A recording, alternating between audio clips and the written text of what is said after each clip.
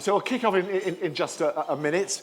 A few apologies. I'm afraid, unfortunately, COVID has struck down a couple of our speakers. So I'm going to be on stage quite a lot, unfortunately, for you poor boys and girls. So I'm delivering 3 other presentations that I wasn't planning on delivering, which I haven't had that much of a chance to rehearse, but hopefully it'll be all right, because you look like a friendly lot anyway, so I'm sure we'll be absolutely fine. So welcome to Energizing Essex.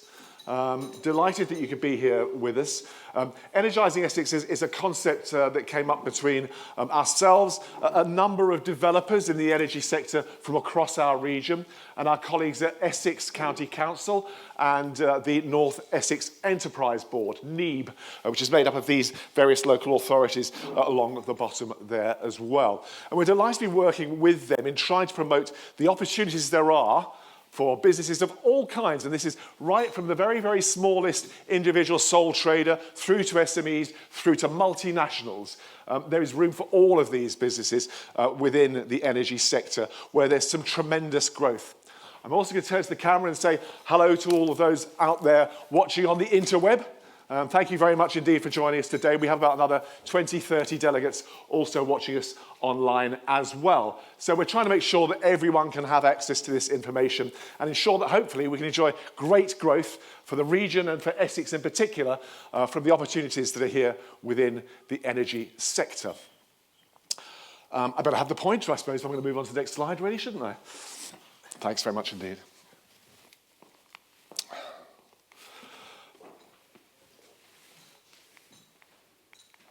Well, that was me, first of all. That's who I'm. My name's Simon Gray, and I'm from EEEGR, the East of England Energy Group. And I'll tell you a little bit more about EEEGR in just a little while. But first of all, I don't know, some of you probably used this thing before, but if you get your mobile phones out for me and open a browser, and if you just go to, it's sli.do, sli.do. If you just go to there, you'll be able to access that. And you put in the hashtag there, energize. So it'll just go to sli.do, and then once you're in there, put in the hashtag energize, and it should ask you a question then. And from that, from your responses that you put in there, just basically going to ask you, why are you here today? What are you doing here today? What do you want to get out of today? So if you just enter why you're here today, what you want to try and get out of today, what opportunities you're looking for. So some keywords that you can put in there. So I can already see coming up free bacon rolls. Thank you for those people that came here for a free bacon roll. Wanting to get new business. I look at opportunities. That seems to be, that's now, so the larger the word, that's the higher the number of people that are putting that word in. So opportunities seems to be the key issue that you're all looking for here, which is great. New business, networking, great stuff. So this is ideal. Again, we've all been waiting to do some networking over the last 2 years, and now we can at last. So do make sure you swap business cards, you get details. It's worth saying that at the end of this afterwards, once you get back to your offices, we will make available to you all the presentations from today. So whilst you might want to make some notes, all these presentations will be available. We're also videoing the whole event, so you can go back and look at the video and go to particular bits that you might want to have a look at in particular. So it should be truly accessible for you all. So networking, opportunities, a branch to the future, opportunities for students, expansion, offshore wind, engaging with the community, meet the supply chain, regeneration, that's a good one for the region here, new business, growth, to read Insight Energy. I wonder who put that in there. So yeah, so we'll build that up and we'll supply that to our colleagues, which helps us really get an idea of what these events are doing. And at the end of this, we'll probably ask you what you've got out of this as well later on, just to see that hopefully we've answered some of those questions for you. So, Energizing Essex. So we're looking at opportunities for the Essex supply chain. And I'm just doing a very shallow dive into the overall energy sector within our region, and with Essex in particular. But also after that, we'll be having a much deeper dive into some of the major projects that are happening, particularly in this particular event, in offshore wind. In the first one of these events, we looked primarily at Sizewell C. excuse me, and the opportunities there. We're now today predominantly looking at offshore wind, but we will touch it on other areas this morning as well. So I'll be touching on nuclear, renewables in general, oil and gas, transmission, network, storage and distribution, ports, infrastructure, the domestic situation as well, skills, careers and training, supply chain development, and try to assist you in planning your pathway into the sector. So that's my brief for today. I don't have that long to do it in, so it won't be that much depth. As I say, a shallow dive into that, but deeper dive into the energy, into the offshore wind sector in particular. So some of you will remember a few months ago COP26 and this buzzword of energy transition came out of that, how we're all going to have to transition. We're going to all end up driving electric cars eventually, or maybe hydrogen cars, who knows. But all of us are going to have to change the way we do things. There's just a massive change that will be happening. So according to the International Renewable Energy Agency, they reckon that trying to remain below 1.5 degrees Celsius in terms of increase in temperature will grow the world's economy by 2.4%. So trying to stay green actually grows the economy by a fairly big sum. 2.5% globally is quite a large number. So the renewable sector alone would employ some 43 million people globally, with 44 trillion pounds of investment, which is around 5% of the global GDP of 2019. A further 33 trillion will be required in efficiency, renewables, energy electrification, power grids, flexibility, hydrogen, those kind of areas. And of course, most recently what's happened is that the war in Ukraine has now increased focus on energy security. It's amazing to think that Germany, Italy and everyone else were quite happy to hand over all their energy security to Russia. And they're now desperately running around trying to find alternative supplies for their energy. And of course, in Germany as well, they actually stopped nuclear production as well. So they're highly reliant upon Russian gas in Germany. Boris Johnson has now introduced his new energy strategy, much delayed. We won't wait for it week after week after week, but it has now been published. Some very ambitious targets in that, but I'll touch on that a little bit later on. My chairman was going to be doing that bit. Sadly, he's gone down with COVID. In fact, he's now okay, but his son and his wife have both now got COVID. And his dog, would you believe? I didn't know dogs could get COVID, but apparently they can. So yes, unfortunately, we thought it was much safer if he stays away. So now I'm going to dig a little bit more. We've just had a quick look at the global scene there, but in terms of our region here, I think this will surprise quite a few people in terms of the activity there is off our coast.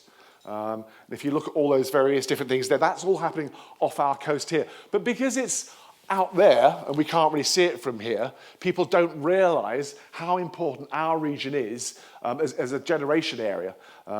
We generate a heck of a lot of energy in our region. So across our region, we have nearly 60 years of oil and gas, and those yellow patches you can see there, those are the gas fields off our coast. It's worth saying that there is still lots and lots of gas left out there. However, it's getting more and more difficult to get to it. So there's stuff called tight gas, which is gas that's trapped in rock. And there's a lot of that still left in the southern North Sea.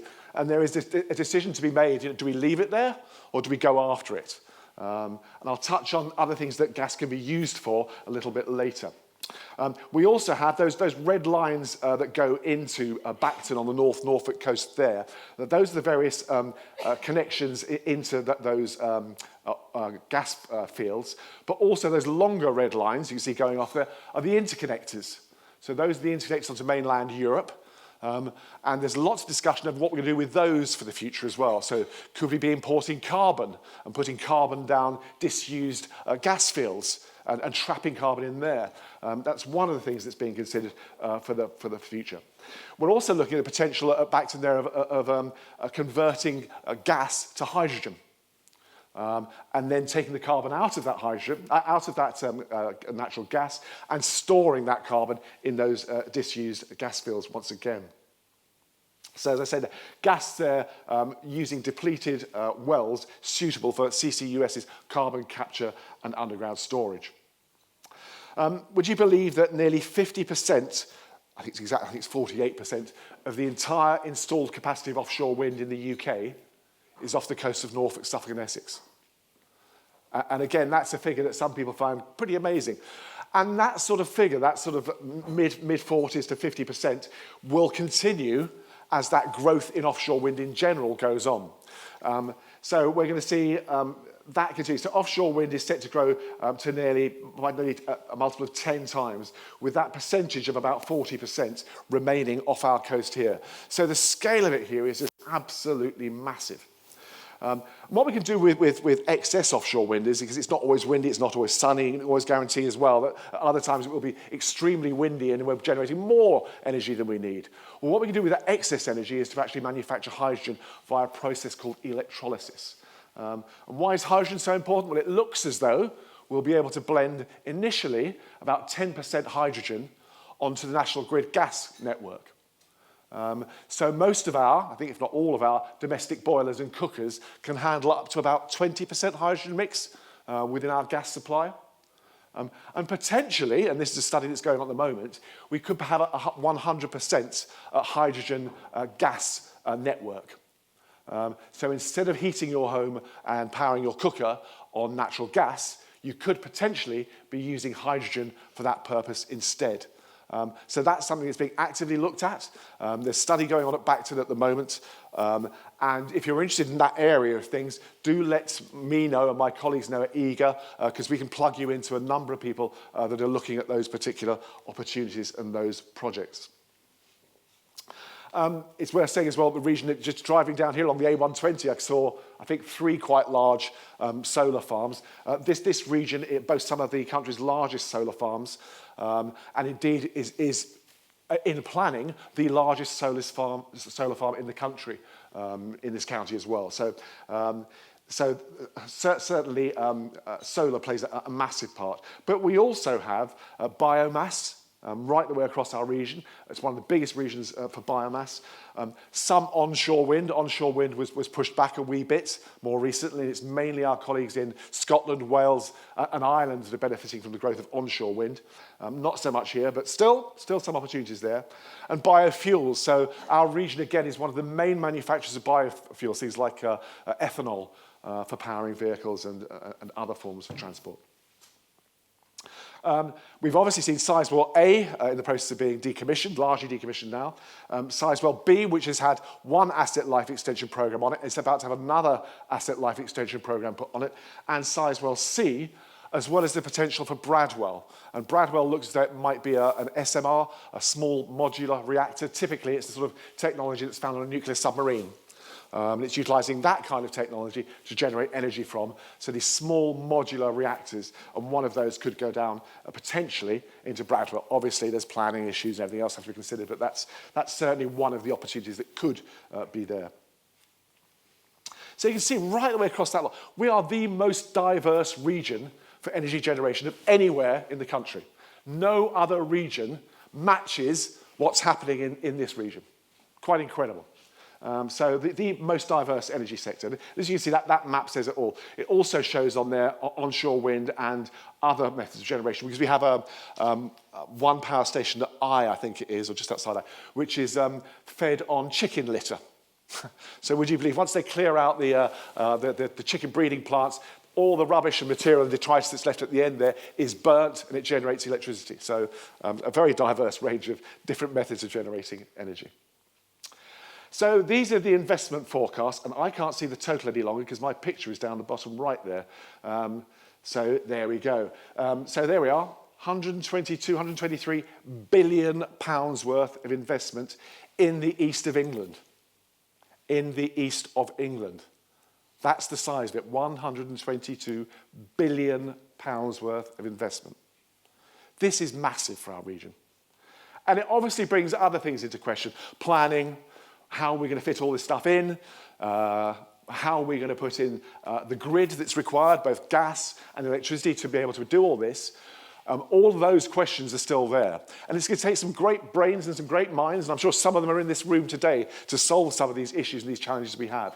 But one thing's for sure, the size of the prize is absolutely enormous for all of us. And all of our businesses in this region can benefit from it. So whether you're a hotel, a hairdresser, you name it, all of these people are going to end up servicing and looking after people from the energy sector or the relations to the energy sector there. So you can see the breakdown there again. As I say, all these slides will be made available to you after this.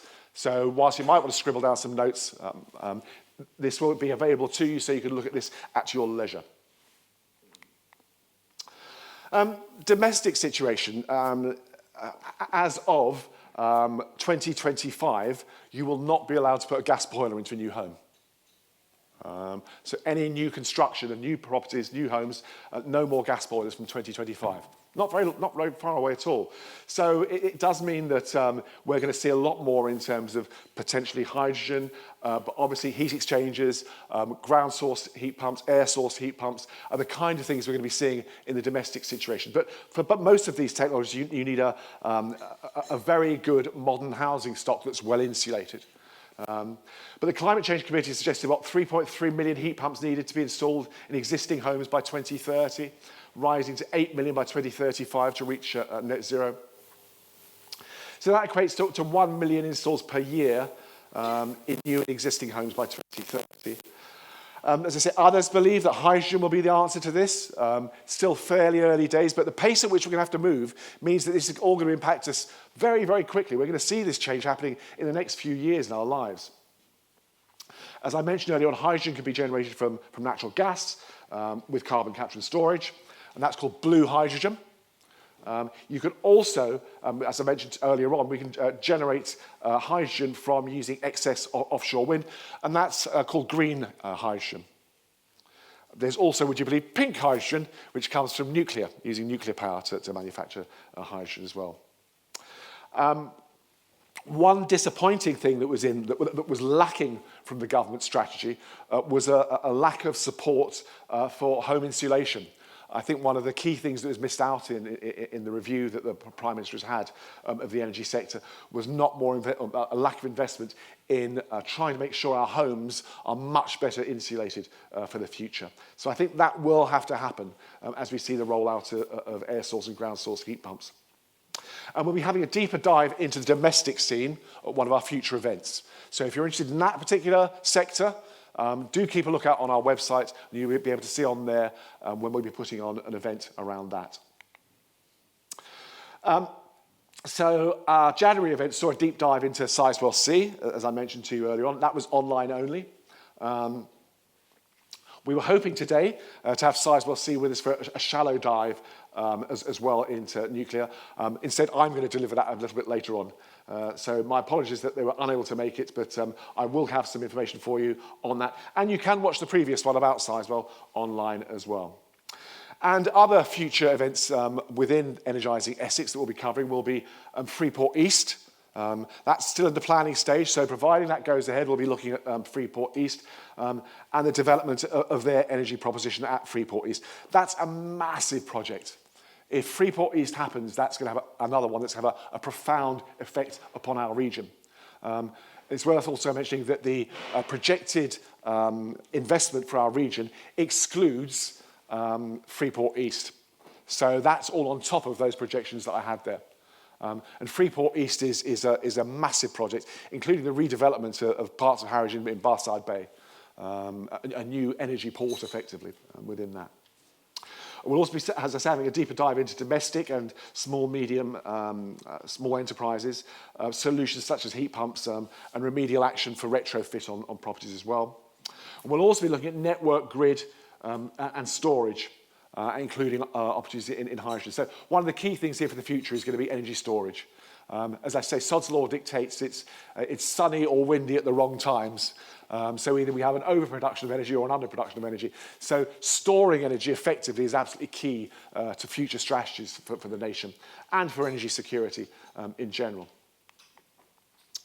So a little bit about my organisation now, EEEGR. So my organisation is a 20-year-old industry-led membership organisation, so it's a bit like a Chamber of Commerce or one of those groups. You pay an annual subscription to be a member, and that brings you various benefits. So you can attend our events at a discounted price. You get access to personal one-to-one introductions and things of that sort of nature as well. So we help businesses develop their strategies for the future as well. We do quite a lot of lobbying of government. So we're constantly in Westminster trying to tell them about what's happening in the region, because they tend to think about nuclear, offshore wind, oil and gas in, if you like, in individual silos. What we're trying to do is sell our region as being the energy provider for the country, for the nation, which is what we are. And trying to ensure that our politicians are aware. So we have a House of Commons reception in September. We'll be going down there hoping to have all the MPs from our region. We hope to have the Secretary of State there as well. And we have a number of developers that will be talking about their projects and the importance of East of England to UK PLC. And that's what it's about. It's trying to get our voice as our region heard by government so that hopefully we can get more investment in places like Harwich, Yarmouth, Lowestoft, these post-industrial towns, port towns, that have seen better days but are now in a position where they can really regenerate and see new growth. And we're certainly hoping that we can get more from government to try and assist us in that. And we will continue doing that in terms of lobbying. I also have a division of my organisation called Skills for Energy, where we work with the schools, colleges and universities, trying to ensure we have the workforce to do all this. Because you can imagine the size of this. We're going to need loads, hundreds, thousands of new workers. Where are they going to come from? Now, I'd like to see the majority of those workers coming from our region, if that's possible. Whilst I welcome people from outside our region coming in here, that's great too, but having Indigenous workers that can come through our schools, through our colleges, through our universities, to have the right courses in place is absolutely essential. And I'll touch on that a little bit more later on as well. We try and help our members as well in terms of identifying opportunities within the supply chain. Things like, would you believe, how about portaloos for offshore wind farms? I never thought about that one. But sure enough, one guy took a portaloo, developed it, strengthened it, and you can now take those offshore and put them onto a wind turbine. So when they're out there servicing them, they've got somewhere to go. So even the most strange idea, you may think, wow, what on earth? But actually, lots of these things are needed. So just assisting you in identifying new opportunities within the supply chain.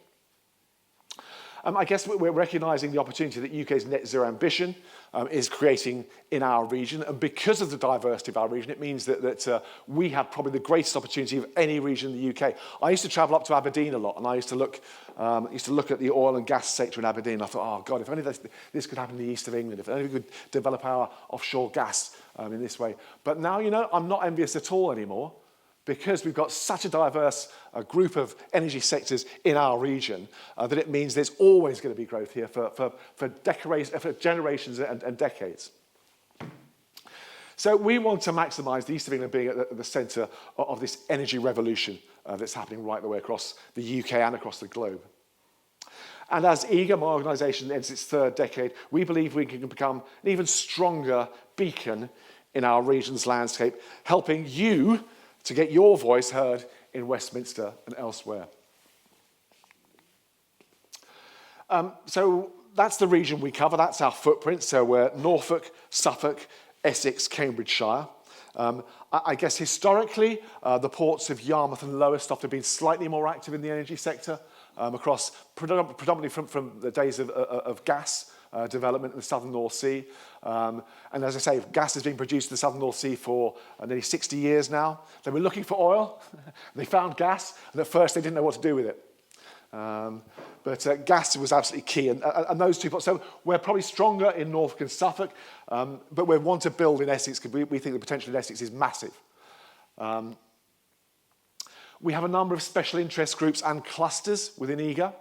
So if you have a particular area that you're interested in, so we have a marine science and technology group, we have a Bacton Energy Hub group with the North Sea Transition Authority, we have a hydrogen supply and a hydrogen demand group, we have an infrastructure group, we have a regulatory group, we have a supply chain and technology group, we have a Southern North Sea Gas Transition Cluster Council, Sector Council, we have a Marine Science Council, we have an Offshore Wind cluster. So if any of those subject areas you're interested in, we have a special interest group or a council within those sectors. So talk to us about those if you want to be part of those. It's not always with our gifts because we work with others on this, but nonetheless. And I've done a link there to that report there, which was the first Offshore Wind Cluster Forum report that we did. And that link is embedded within that. So if you have a look online, get this presentation, you can then download that. We also have an innovation group with the Offshore Renewable Energy Catapult as well. So any of those areas, if you have an interest in those, let us know and we can plug you into those areas. Again, you can look at this online at your leisure. I've listed there just some of the areas of membership benefits. Skills, lobbying, innovation, business development. These are all things that EEEGR can help your business with. One of the key things we do is events like this one and on different scales. Our biggest event every year happens in May of this year, May 25th and 26th. And we put on a number of events. So we do an annual celebration each year of offshore wind, wind in general, wind energy, Wind Week. And then we also, as I mentioned, our House of Commons reception, where we lobby for and where we also try and help you, guide you and grow your business as well. If you go onto our website, sign up for our weekly newsletter. That tells you what's happening within the energy sector in the region. It also gives you opportunities. So go on our website, sign up for the weekly newsletter. Also keep a regular look on our events section to see what events are going on. So our flagship event is SNS stands for Southern North Sea, SNS 2022, Energy Integrated in the East. That's the title of this year, May 25 and 26. We've got 80 exhibition stands at that. We've got 2 days of conference. You can book one-to-one, pre-book one-to-one, meet the buyer opportunities. So 10-minute sessions where you can sit down with a buyer. We've got a bid writing masterclass. So if you want to go for a bidding for an innovation grant, we can assist you in that. There's a bid writing masterclass at the event. And we're doing, for the first time, we're doing a thing called Pitch, Pint and Prosecco. So this is towards the end of the day, before we go in for the conference dinner. We're allowing people to come up with ideas which they have to pitch, an elevator pitch. 10-minute elevator pitch over a glass of Prosecco or a pint of beer is the idea. So, and there's still 1 or 2 slots left in that, I believe. So pitch, pint and Prosecco. And then the SNS conference, our conference dinner, our speaker there is Claire Perry, former energy minister. She's senior advisor to Hambro Perch. She's co-chair of the World Business Council for Sustainable Development and board director of Scottish Power. And a fellow of the Royal Geographic Society. So Claire, a great speaker and very, very, very bright lady that really understands the energy sector. So I'm delighted that she'll be joining us. So that's it from me from now. As I said there, I was hoping that my chairman was going to be joining us as well. Unfortunately, Martin and his dog are both in bed with mopping their brows. But I'm delighted to welcome next up onto the stage. I think we have, if I'm right. Oh, no, I'm going to do this first. I beg your pardon. So skills, as I mentioned to you earlier on, EEEGR has a division of our organisation called Skills for Energy. And this is where we're championing the energy industry in colleges, universities, and schools. And with the universities and the colleges, we're trying to make sure that we have the correct classes and courses in place to ensure we have the workforce for tomorrow. And this is absolutely key. EEEGR acts as, if you like, the conduit between industry and the educators. So ensuring that our schools, our colleges, and our universities have the courses and the personnel to be able to ensure that we have the next generation or 2-3 generations of workers for our energy sector. So we work with a number of young people. We also work very closely with the military.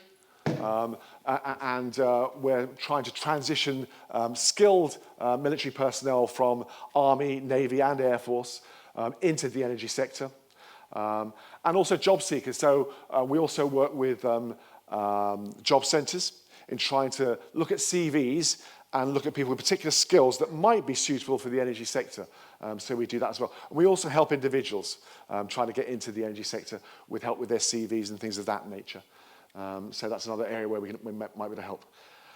We also want to try and raise awareness and interest in the broad range of careers. So people tend to think that energy must just be about engineering. Well, it's not.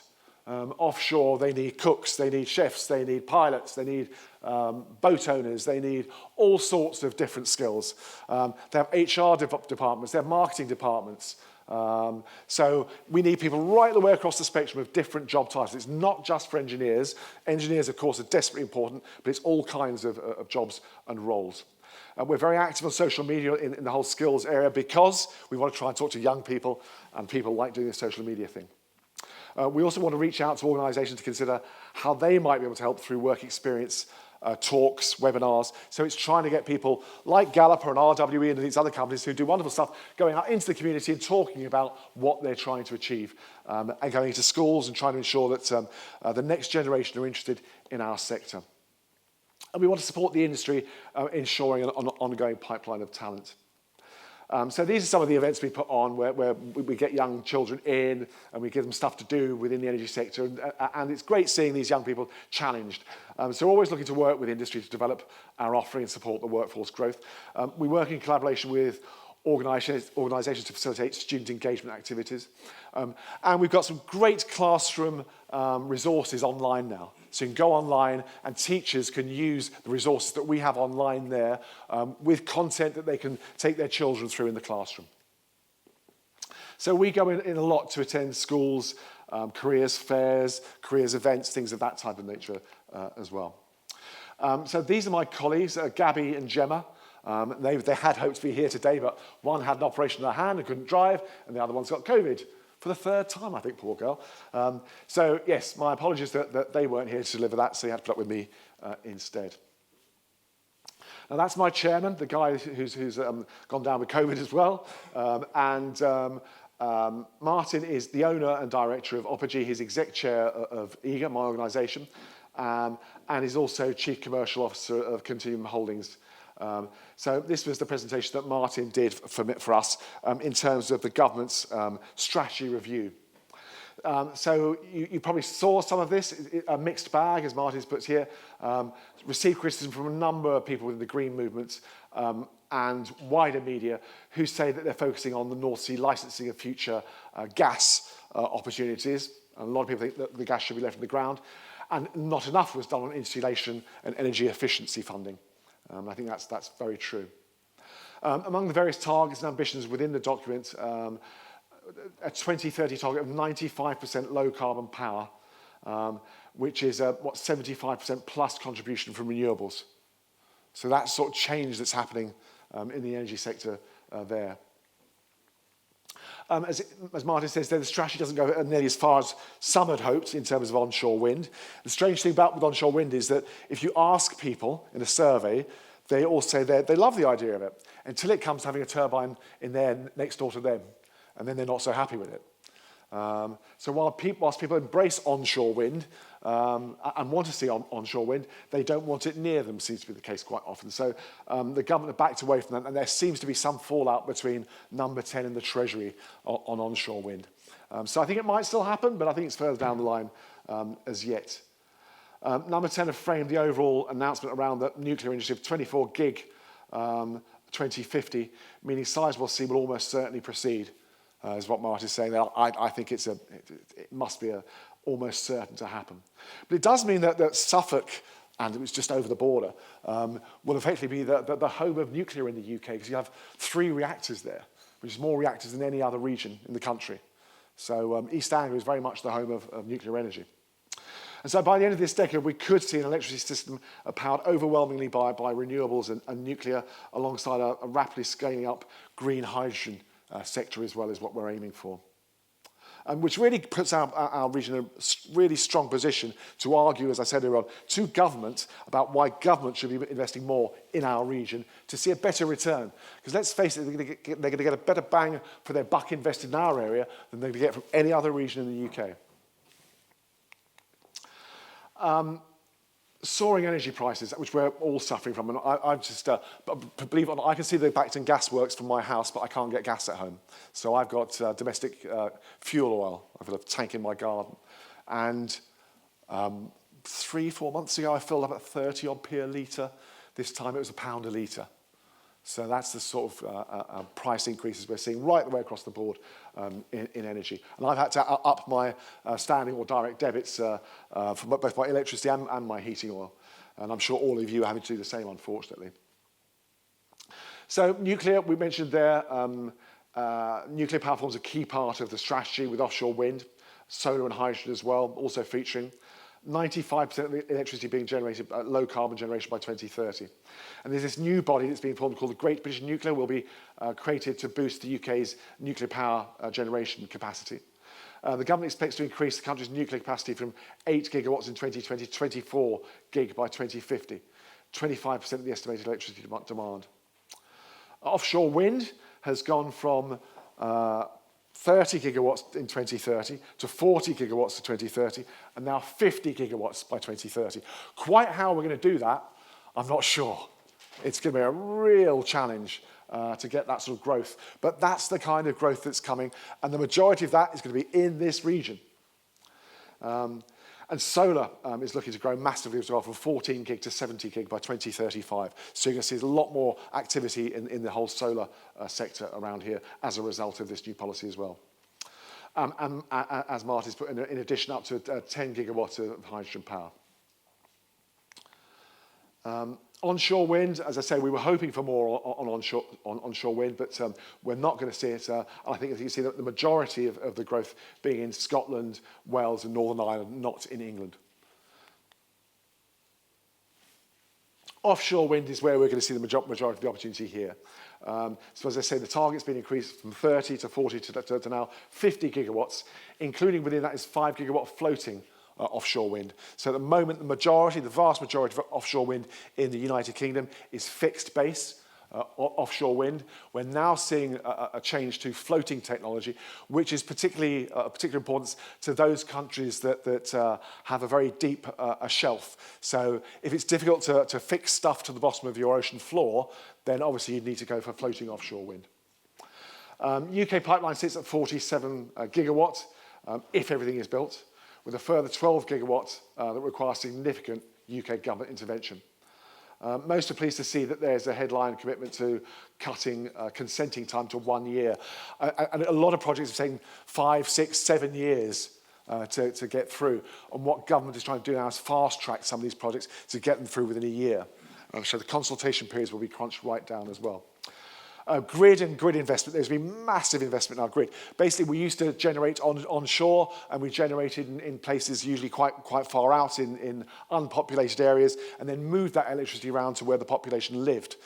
All the infrastructure is now in the wrong place. So all the grid has to be redesigned and relaid out right the way across the UK. So there's some massive investments on the grid to be seen right the way across the UK, and particularly in this region, because we are such a big generator. You're going to see lots of changes to the grid in our region as well. Which all means huge implications for the supply chain and huge possibilities for the supply chain in our region as well. Hydrogen, as I say, it's still in its infancy, but it's looking increasingly likely that hydrogen is going to play a major area of importance for our region as well. And as I say, if you're interested in hydrogen, we will be having a deeper dive into hydrogen at a future event. So, Martin, if you're watching, and I'm looking at the camera now, my chairman, I just delivered your slides. I hope you're happy with that. So next up, I'm delighted to have with us today Sean Chenery. Sean is General Manager of the Gallup Wind Farm. If you get an opportunity later on, do go over and try their virtual reality tour around his wonderful wind farm. And Sean is here now to tell you a wee bit more about the project. Sean, over to you. Thank you. Cheers. Morning, everybody. Morning. Right, let's get into offshore wind in the Essex region then. So, as Martin said, I'm Sean Chenery. I'm the General Manager at Gallup Wind Farm. I've been there for about 5 years, so started in an office on the railway station, so 5.5 years now.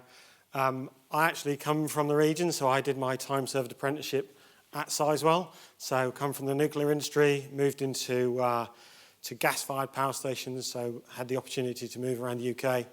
And the thing about transitioning skills, I went and worked for Tate and Lyle Sugars for a number of years as well. So the skills you learn in one industry can be transferred to the other, as I've done. So I've come from nuclear into gas, and finally, at some point in 2016, I saw the light and moved into to renewable energy. So I've held many different roles across the business. I work for RWE, which is one of the world's leading players in renewable energy. But RWE developed, commissioned and we now operate Gallup Wind Farm on behalf of the project partners. So Gallup Wind Farm is a joint venture. It's owned by RWE, Siemens Financial Services, Macquarie, and a cooperation between Spring, which is a Japanese bank, and ESB, which is Ireland's utility company. So got lots of eyes on us when we're operating the wind farm by quite a wide, varied number of partners. So let's talk a little bit about RWE. So you can see there on the map, we are currently operating or owning a wide variety of wind farms. On the left there, from Robin Rigg, Grinty Moor, North Hoyle, Real Flats in Wales, all the way over to the right. So number 13 is, slipped my mind there, it is Arkona, which is same technology as Gallup, and then further to the east is Caraham.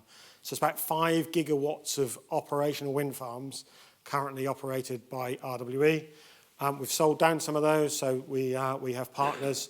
So we actually own about 2.4 gigawatts of those 5 gigawatts that are actually operated by ourselves. So you can see predominantly Europe-based, but a wide number of countries that we operate in.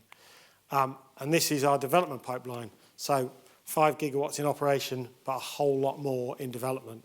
So we've got the extension projects, which you're going to hear about later today, to new projects in Ireland, Dogger Bank South. So, and then we go further afield. Thor is going to be our largest wind farm in Denmark, so that's 1,000 megawatts.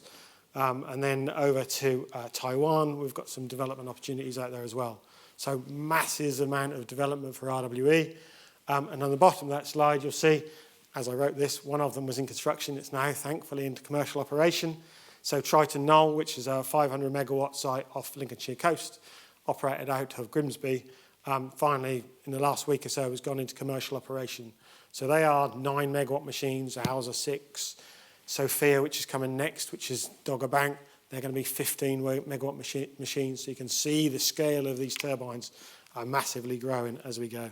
And Kaskasi at the moment, which is in construction in Germany, in our Trident cluster off Helgoland, they've got the similar turbines we've got at Gallup, but ours are 6 and theirs are 8. It's just what's happened with Siemens over the years. They tweak, they turn them up, they expand, and the megawatts from each turbine increases.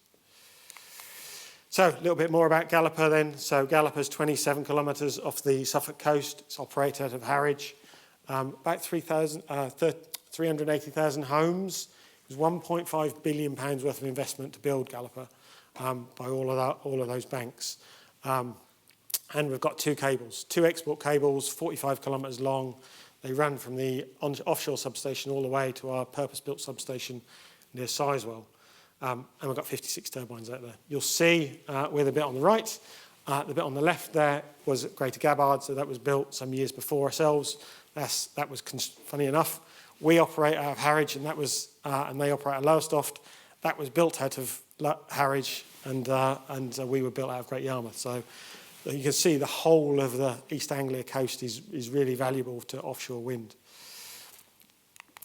So 27 kilometres off the shore, you can see there on the picture construction. So the turbines, there was a pre-assembly yard at Peel Ports in Great Yarmouth. That was purpose-built or we developed, or Peel Ports developed it. We were the first one to do our pre-assembly there. Dudgeon has gone out of there. EA1 has gone out of there. Many more wind farms to come on the East Coast will use Peel Ports at Great Yarmouth as a assembly base. And Dudgeon actually run their O&M base from there at the moment. We used we used Lowestoft as our construction base.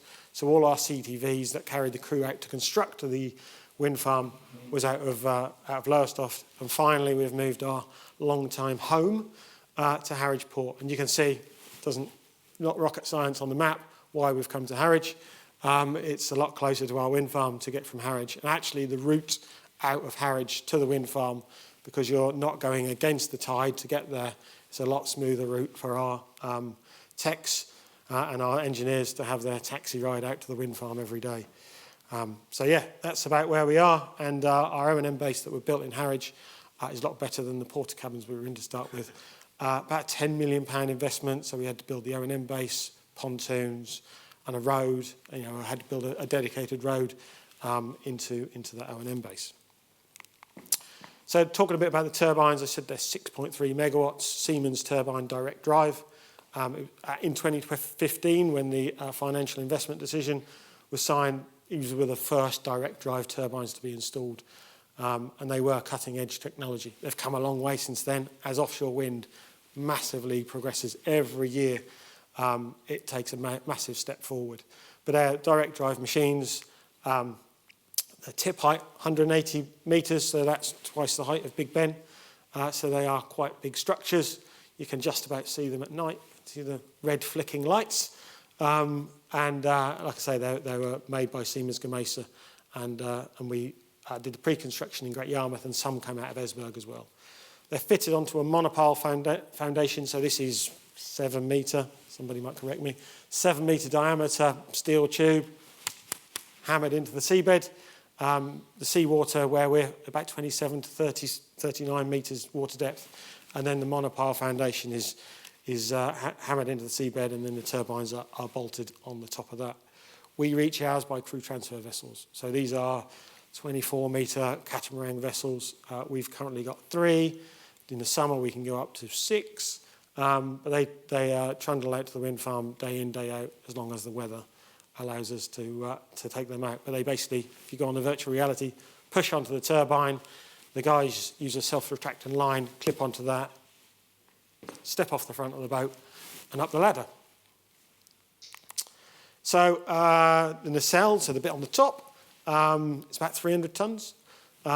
So that sits on the top. That's got all the generator in, all the hydraulics, all the equipment to pitch and yaw the turbine. That's all in the top. So the gubbins that we have to service every year is in the top. Each turbine has 3 blades, a single blade, so 75 metres. So if anybody actually got away on holiday in the last 2 years, it's sat on an Airbus 380. That's the width of 1 blade, and we have 3 of those per turbine. Looking at the latest development, so the GE machines that are being installed on our competitors on Dogger Bank, 105 metre blades. So you can see the blades are getting bigger and bigger and bigger. Like I say, the turbine is twice the height of Big Ben, so quite considerable structures out in the North Sea. So let's talk about the construction. Picture on the left-hand side there was in Great Yarmouth. This was the pre-construction, so you basically stood the tower section up, and they fitted all the electrical equipment into it, the ladders, the lifts. All of that was installed onshore. So the most amount you can do installation onshore, the better, because you spend less time at weather offshore, and those vessels are not cheap. So you want to spend as little time offshore installing these things as possible. So all the pre-construction was done in Great Yarmouth. They were loaded on the boat, which is in the picture in the middle there. We had 2 boats, Pacific Orca, Bold Tern. Can't remember which one that one is. I think that's the Bold Tern. But generally takes between 4 and 6 turbines out there. So takes the towers, takes the nacelles, takes the blades, all on there. Turns up beside a foundation that's already in. So you've put the foundation and the TP in. This thing turns up, jacks down, and is there for about 24 hours. So it lifts the tower on, bolts it on, lifts the nacelle on, bolts it on, 3 blades, commissions it, goes to the next one. So turn up, foundation, 24 hours later, you've got a turbine that's built, commissioned and running. So it's a pretty smooth operation. And you see the picture at the bottom there of the guys bolting this turbine on. They're all bolted connections, bolting the thing together.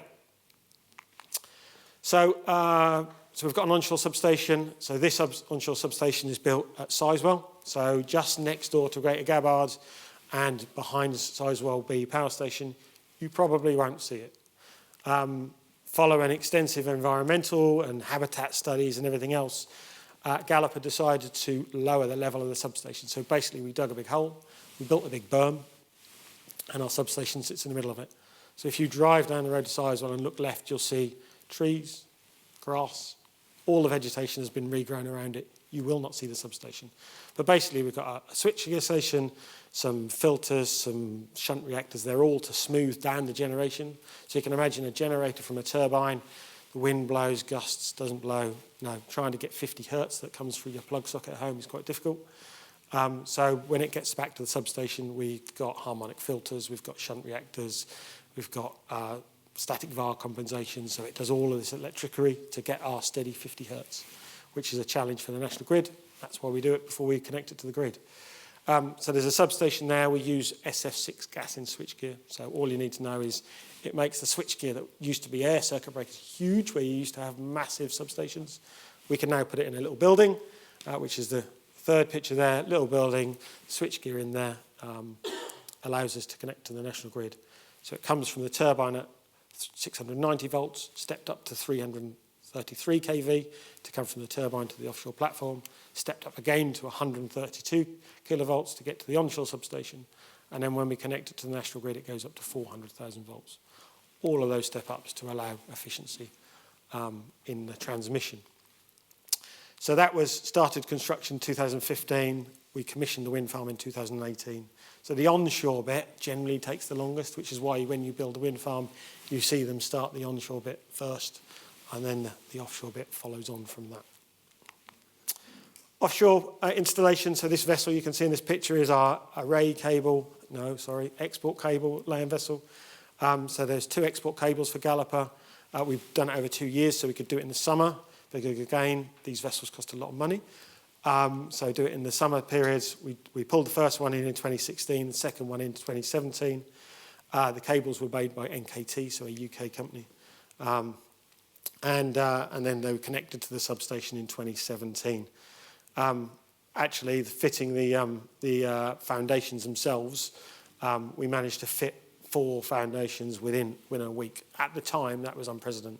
You know, getting the foundations loaded, getting them out to the wind farm, getting them installed, and getting the vessel back to port to pick up the next 4 within a week. It was pretty good, and we actually finished our foundation installation ahead of schedule.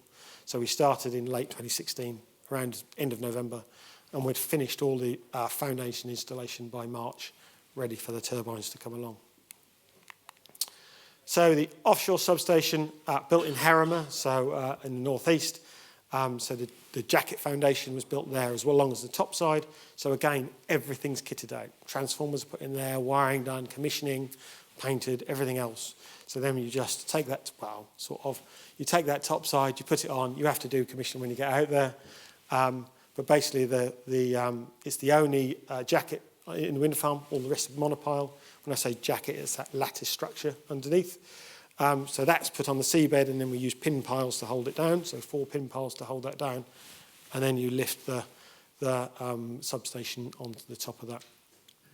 So we used one of very few vessels at the time to allow us to lift that substation on. That was installed and commissioned in May 2017 to allow us to start commissioning the wind turbines. So, did all the wind farm, and then we built our O&M base. We were delayed on building the O&M base. Those of you in local council, you know why we were delayed. The planning permission took us forever. We got there. We built it in Harwich International Port, which has got a triple SI in it, area, so we had to monitor birds for 3 years to make sure that our vessels don't impact the local wildlife, impact anything else in the local estuary. So it took us, we were delayed, which is why we were in porta cabins for a number of years. Thankfully, we got that planning permission through with lots of help from local stakeholders, and we've built that O&M base. Just over £10 million worth of investment, purpose-built building, holds about 60 guys, 30 of the RWE team, 30 of the Siemens team. And we moved in there in December 2019, only to move out 3 months later because of COVID. So everybody then started working at home, got a £10 million building with about 4 people in it. But through COVID, I would say we still had to go to our wind farms. So we adapted, we changed, we started to work from home. Thankfully, everybody's now coming back into the office again. But my team did a sterling effort. You know, the CTVs had 12 people on, we put screens up. We had to adapt, and that's the offshore wind industry. COVID comes along, you can't just go, right, we can't go to the office. Everybody still needs power. So through that period, the team adapted really well. Siemens as well, so we've got our OEM, Siemens, who made the turbines. We've got a long-term agreement with those guys to maintain the turbines for us. Currently, we operate the building 24/7, always looking at ways to have efficiencies with our extension projects that come along. We may have efficiencies in place, but a great facility. If you ever get a chance, come and have a look. Give us a bell first. Yeah, we schools and lots of educational teams come around and have a look. So that's a picture of our building there. So that is a stencil of one of our turbines on the side. We're here for 23 years. However, if we maintain our turbines well, we look after them, we do the right stuff, asset integrity is key, we will be looking to lifetime extension, as is every other wind farm, as Sizewell has done, every one of these assets. If you get to the end of the life and you've still got life in it, why take it down? Why move on? Let's try and re-energise and move those turbines into the future. We employ a lot of local people. We work with local groups, schools. I'm a STEM ambassador. I've got a couple of other guys at the back that are STEM ambassadors. We do work experience. This is the great part of our job, you know, talking to kids and different organisations about getting them into the business. As Simon said, this business is massively growing. Not only is supply chain one of our issues, but actually people. Who's going to come and work in offshore wind? Who's going to come and be the procurement officer, the environmental scientist that does the habitat assessment? And it isn't just about engineers fixing turbines. I've got a whole broad range of people within RWE that are needed to actually make this happen. We've got an apprenticeship scheme, so 3 people at the bottom, Rosie, Tom and Evie, are in their 3rd year. They're currently studying at Lowestoft College. And we've got one person called Morgan, who's not in that picture. He's in his 1st year and he's studying at North Wales. So RWE, because it's growing so much, we've decided to centralise our apprenticeship scheme. We've got one college in North Wales that does bespoke wind turbine qualification. So we now send our guys up there and then they come back to Harwich after that. I know there's a number of colleges, East Coast College are doing the same, trying to tailor their offerings to the offshore wind industry because the industry is growing. So operating the wind farm, I talked about these CTVs, bottom left there, that is a vessel. I call it a very, very expensive taxi to work, but it carries generally 12 people, at the moment 8 because of screens and COVID and all of that stuff. We're taking those down. Travels about 29 miles an hour, so that 90-minute journey to work and 90-minute journey home. On a day like today, it's lovely. On a really bad day, it's not a very nice taxi drive. So we are susceptible to weather. And when you sit looking out here, sometimes I sit looking over the estuary, it's flat, calm like a mill pond, and I've got people coming back seasick. It changes. You know, we're 27 kilometres offshore. That environment changes very, very quickly. So the guys are adapt to that. They've got all the right PPE, climate equipment, immersion suits, all of the stuff you need to keep yourselves healthy and safely offshore. But basically, the vessel pushes on. You climb up the ladder. You don't have to climb all the way to the top unless the lift's broken. But it takes, if you want to climb to the top, it takes you 40 minutes, Kieran, to get to the top, depending on how fit you are. Yeah, so it's a long climb if the lift's not working, and you have to stop on the way. So just in summary then, we've got turbines over shore. So they were provided to us by Siemens Wind, now maintained by Siemens Gamesa. We had foundations installed by GOC, and there's a transition piece, the yellow bit, that goes on the top of that, and then the turbine bolts on the top. We have a number of array cables that were supplied by VBMS. So these cables range from 150 mil to 600 mil, depending on how far the cables go between the turbines.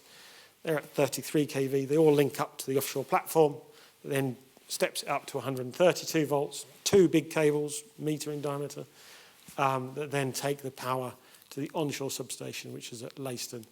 And then all the gubbins is done, and it goes to the national grid, connects to the national grid onto their supergrid network, and then distributed around the UK and comes into your plug sockets. So a little bit about what else we do rather than just make electricity. We do an awful lot with the community. Picture on the left there was we amalgamated 2 things, a bit of a safety day, so stood the whole team down for the day. Last year we had a lot of incidents where people hurt their hands in work because you're always sticking your hands, using torque wrenches and everything else. So we had a stand-down day to make sure everybody's safe. We had a company talk about gloves. We had a really good morning talking about how we can keep our team a lot safer. Then we took those skills that we'd learnt from hand safety and we drove to the other end of the seafront and we picked litter all the way down. So about 35 of us scoured the seafront all the way down. We ended up at Halfpenny Quay, Halfpenny Pier, where we ordered fish and chips. and then we walked all the way back again. So we tie in things helping the community with a bit of well-being, with a bit of safety. And we do 3 or 4 of these events a year.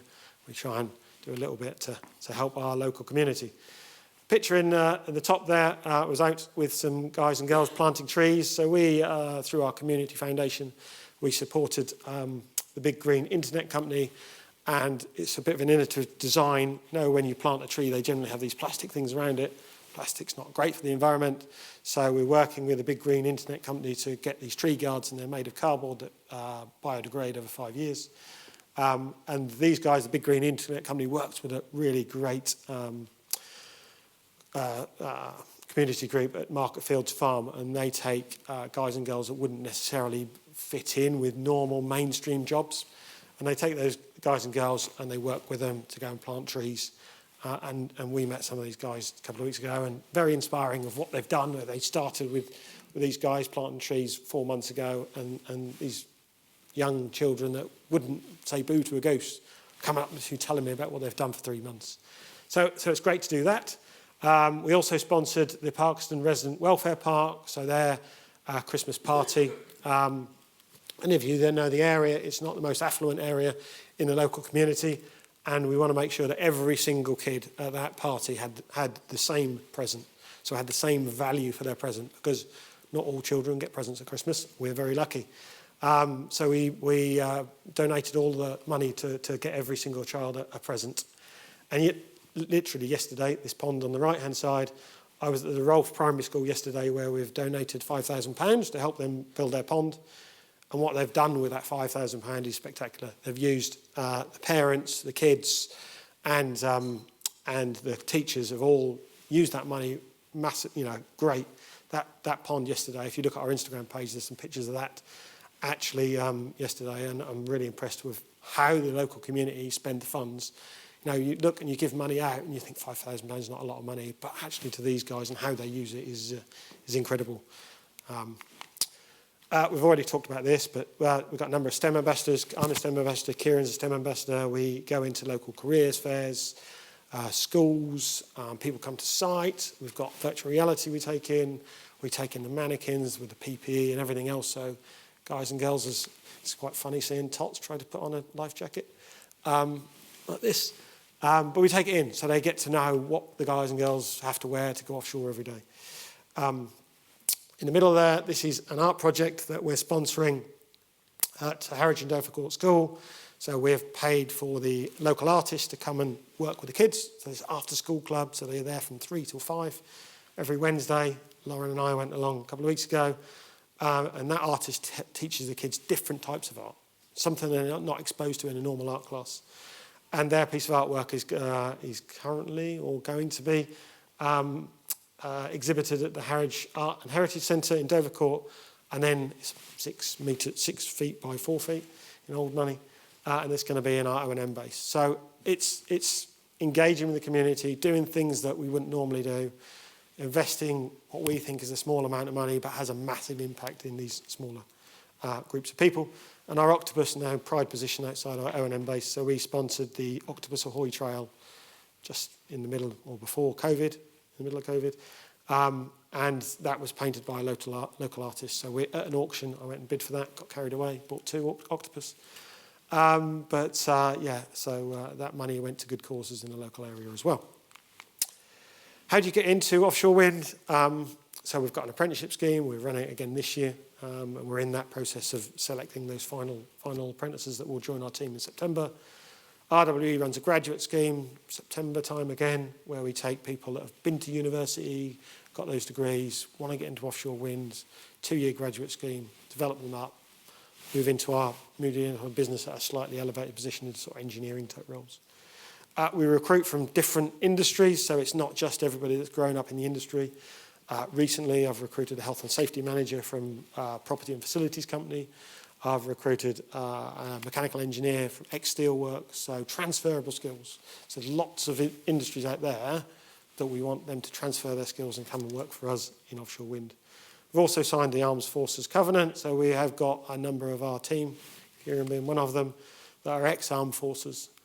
They bring great skills, the technical skills, the management skills, the disciplinary skills that they bring from the armed forces is great for offshore wind. You've got to remember these guys are 8 hours a day on their own on a turbine. They've got to be self-sufficient. They've got to have the mentality and the discipline to be able to work on their own, think on their feet, adapt to the situation.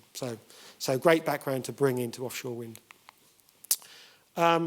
Just some, I know the supply chain, just some goods and services that we get locally. Since we've been here for 5 years, Ben was our procurement manager, now our finance manager. He's worked really hard on getting our services local as possible. So these are the types of things we get in the east of England, from PPE to facilities management to waste management, things like small amounts of fabrication, cranes. We've got an on-site gym. We used LW Fitness in Colchester for that. We've used Suffolk College for training. We use Fern, who's based in Suffolk, for our communications, pest control, pontoon maintenance, all sorts that we need. So there's quite a long list of services that we get from the East Coast. There is some services, however, that we don't get from the East Coast, but we are continually working, trying to find those providers that actually do it. ROV, for instance. These are these remote operated vehicles that go out and survey our cables every year, every other year. Quite a bespoke service. But we do that, we go out to tender, and we'll always look at local providers. Blade inspections, so we've now got local guys and girls that can do that for us. So we're starting to get our fingers out into the local community to try and get people that are local to provide us with these services. So you can see the list that are not procured in East Anglia versus the list that are isn't a huge amount. You look at the value, this is probably a high value because some of this is specialist work. But we are all the time trying to get this list down and the other list up. And that's me. There's a video here, but I'd propose that we don't play this video because it's 7 minutes long and we're already behind schedule. But when we send the slides pack out, we can send this video out as well. It's basically a video when we opened our O&M base. A number of members of our team talked about their experience at Gallup, what it means to them, what it means to work on the wind farm. But hopefully you found that interesting. Great stuff.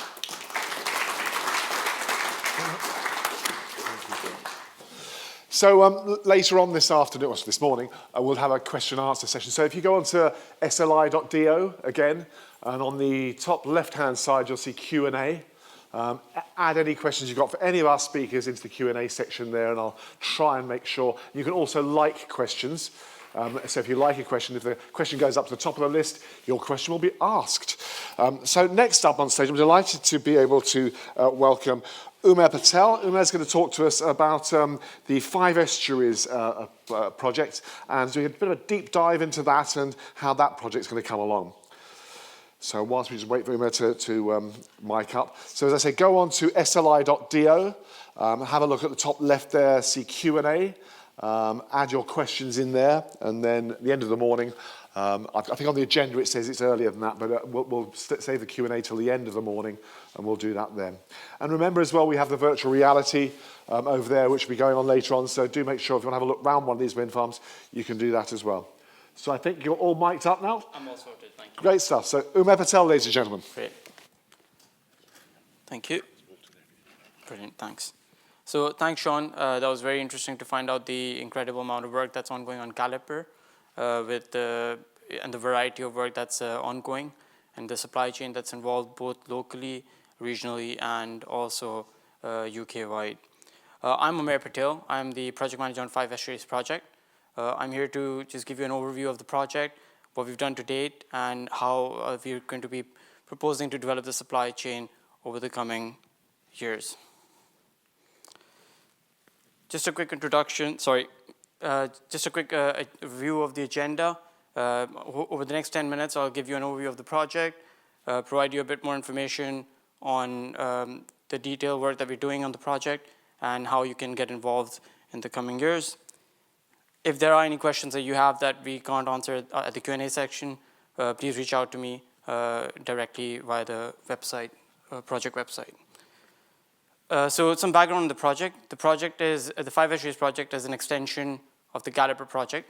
It's a 353 megawatt AFL that we've signed with the Crown Estate. Also, it's got the same partners that we have on Gallup. So we've got Sumitomo, Macquarie, ESB, RWE, and also Siemens. RWE is the lead developer on the project, and that's the company I've worked for as well. In terms of the project background, the agreement for lease was signed in 2019, September, and the area that we cover is about 149 kilometers squared. I do have an image in the next slide where I can show you where the location of the site is as well. It's roughly about 37 kilometers away from the shore, and we are expecting a cable route of export cable route of up to 92.5 kilometers. The project is relatively at an early stage of development. As you can imagine, development takes a bit of a long time to get the information of the site, conditions, etc., then produce the development consent order and submit it for examination and approval as well. The intent is that the project will be online at the later half of the decade, by 2030. That will help us support the UK government's target of a 40 gigawatt by 2030 as well. The project proposes to support the UK government's ambitions for growing the local supply chain as well. There's a lot of activities that we plan to do in future that will hopefully enable us to do that as well. So just to give you an idea, if I can recall, the pink area over there is the 5 estuaries extension development area that we've got. The blue area, or teal as I see it on my slide pack, is Gallup, and the other operational wind farms and development wind farms are also there. So you've got North Falls as well over there. It's roughly, as you can see, where we are. I've sort of pointed that out so you can have an appreciation of where we are alongside where the site is. And it's about 92.5 kilometers of an export cable route as well. And about 228 kilometers worth of inter-array cables once it's built. That's the expectation. Some facts and figures on the project. Some of them I've already covered, that they're about 37 kilometers away from shore, 149 kilometers squared worth of area that we need to develop, that we have for developing about 48 to 79 turbines, depending on the technology that we've got when we come to deliver it. That's the plan. We are at an early stage of development, so there'll be a lot more information on the project in the coming months. We're planning to have our consultation at the later half of the year, at which point you'll have a lot more information and ability to provide us your comments and basically provide us your views as well. And that will also give you an opportunity to understand the various elements of activities that we'll be undertaking and how you can play a part in supporting those activities as well. This is the indicative project program, quite small writing, so I'll just give you an overview. Since last year, we've been busy developing our understanding of the site. So as part of that, we've had to carry out geophysical surveys offshore, which we completed later in the end of 2021. We've also been carrying out ornithology surveys, both onshore and offshore as well. And we'll be carrying out more onshore geophys surveys this year, along with geotech, SI investigations, etc. as well, to get a better appreciation of the site conditions and to inform our preliminary environmental report that we need to prepare and submit later end of the year as well. In terms of sorry, just give me a second. So the idea is that once you've submitted the consent application, after a couple of years, we'll have the opportunity to, if consented, we'll be able to build in the second half of the decade, which is after 2025 as well. So in terms of the supply chain opportunities that we have, RWE aims to be one of the most cost-competitive offshore wind developers globally, seeking to engage in all aspects of the delivery of the project. We also know that the UK offshore industry benefits quite significantly from the local skills and the economic growth that it brings as well, both all the way from development, construction, operational aspect as well. and RWE is keen to develop that because it will act as a catalyst to help grow the UK offshore wind industry as well. In terms of the plans that we have as a project, we will be, as we are in early development stage, we are expecting that in a couple of years' time, when we have progressed our project more, we will be engaging in meet the buyer events. And the idea is that you'll have a platform to meet the team. You will also be able to then understand the opportunities that we have within the project in order to see how you can play a part in progressing the project as well. We also will be putting an online supplier directory on the project. Again, there's a lot of information about the project on the website, and it will be this online supplier directory that you will have. Once you've registered on it, we'll keep you up to date as to the progress that we're going on the project as well. As part of the engagement with the industry, the company is also engaged with the local enterprise partnerships, the industry bodies and the membership industry bodies, and has memberships with organizations such as EEEGR, and also involved with the local authorities with regular council involvement with the council as well as we develop the project, and just generally as as RWE as well. So, moving on. Hopefully, this has given you a quick overview of the project, what the project's about, the size and scale of the project, the timelines, so that you can understand when you can take part in the project as well. And if you do want more information, please reach out to the team. We also have a lot more information on the project website. And if you'd like to keep up to date with what is happening on the project, please do sign up to the newsletter, because that will mean that we'll give you an update as on a regular basis. I believe it's 3 to 6 months that we release a newsletter that will give you an appreciation of where we are at and your involvement in on our journey as well. So hopefully that's given you a flavor, and thank you very much for your time. For the plug as well, yeah? Yes. Thank you, Owen, that's fantastic.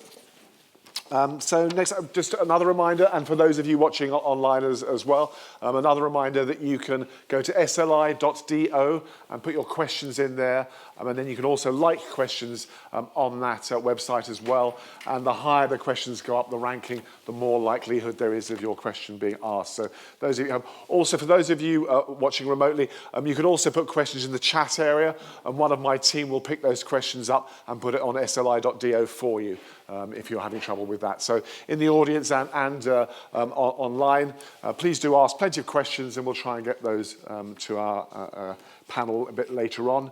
And those questions, if we're not able to get through all the questions, we'll try and make sure that our panel do answer those questions and post them back online so that you can see answers to those later as well.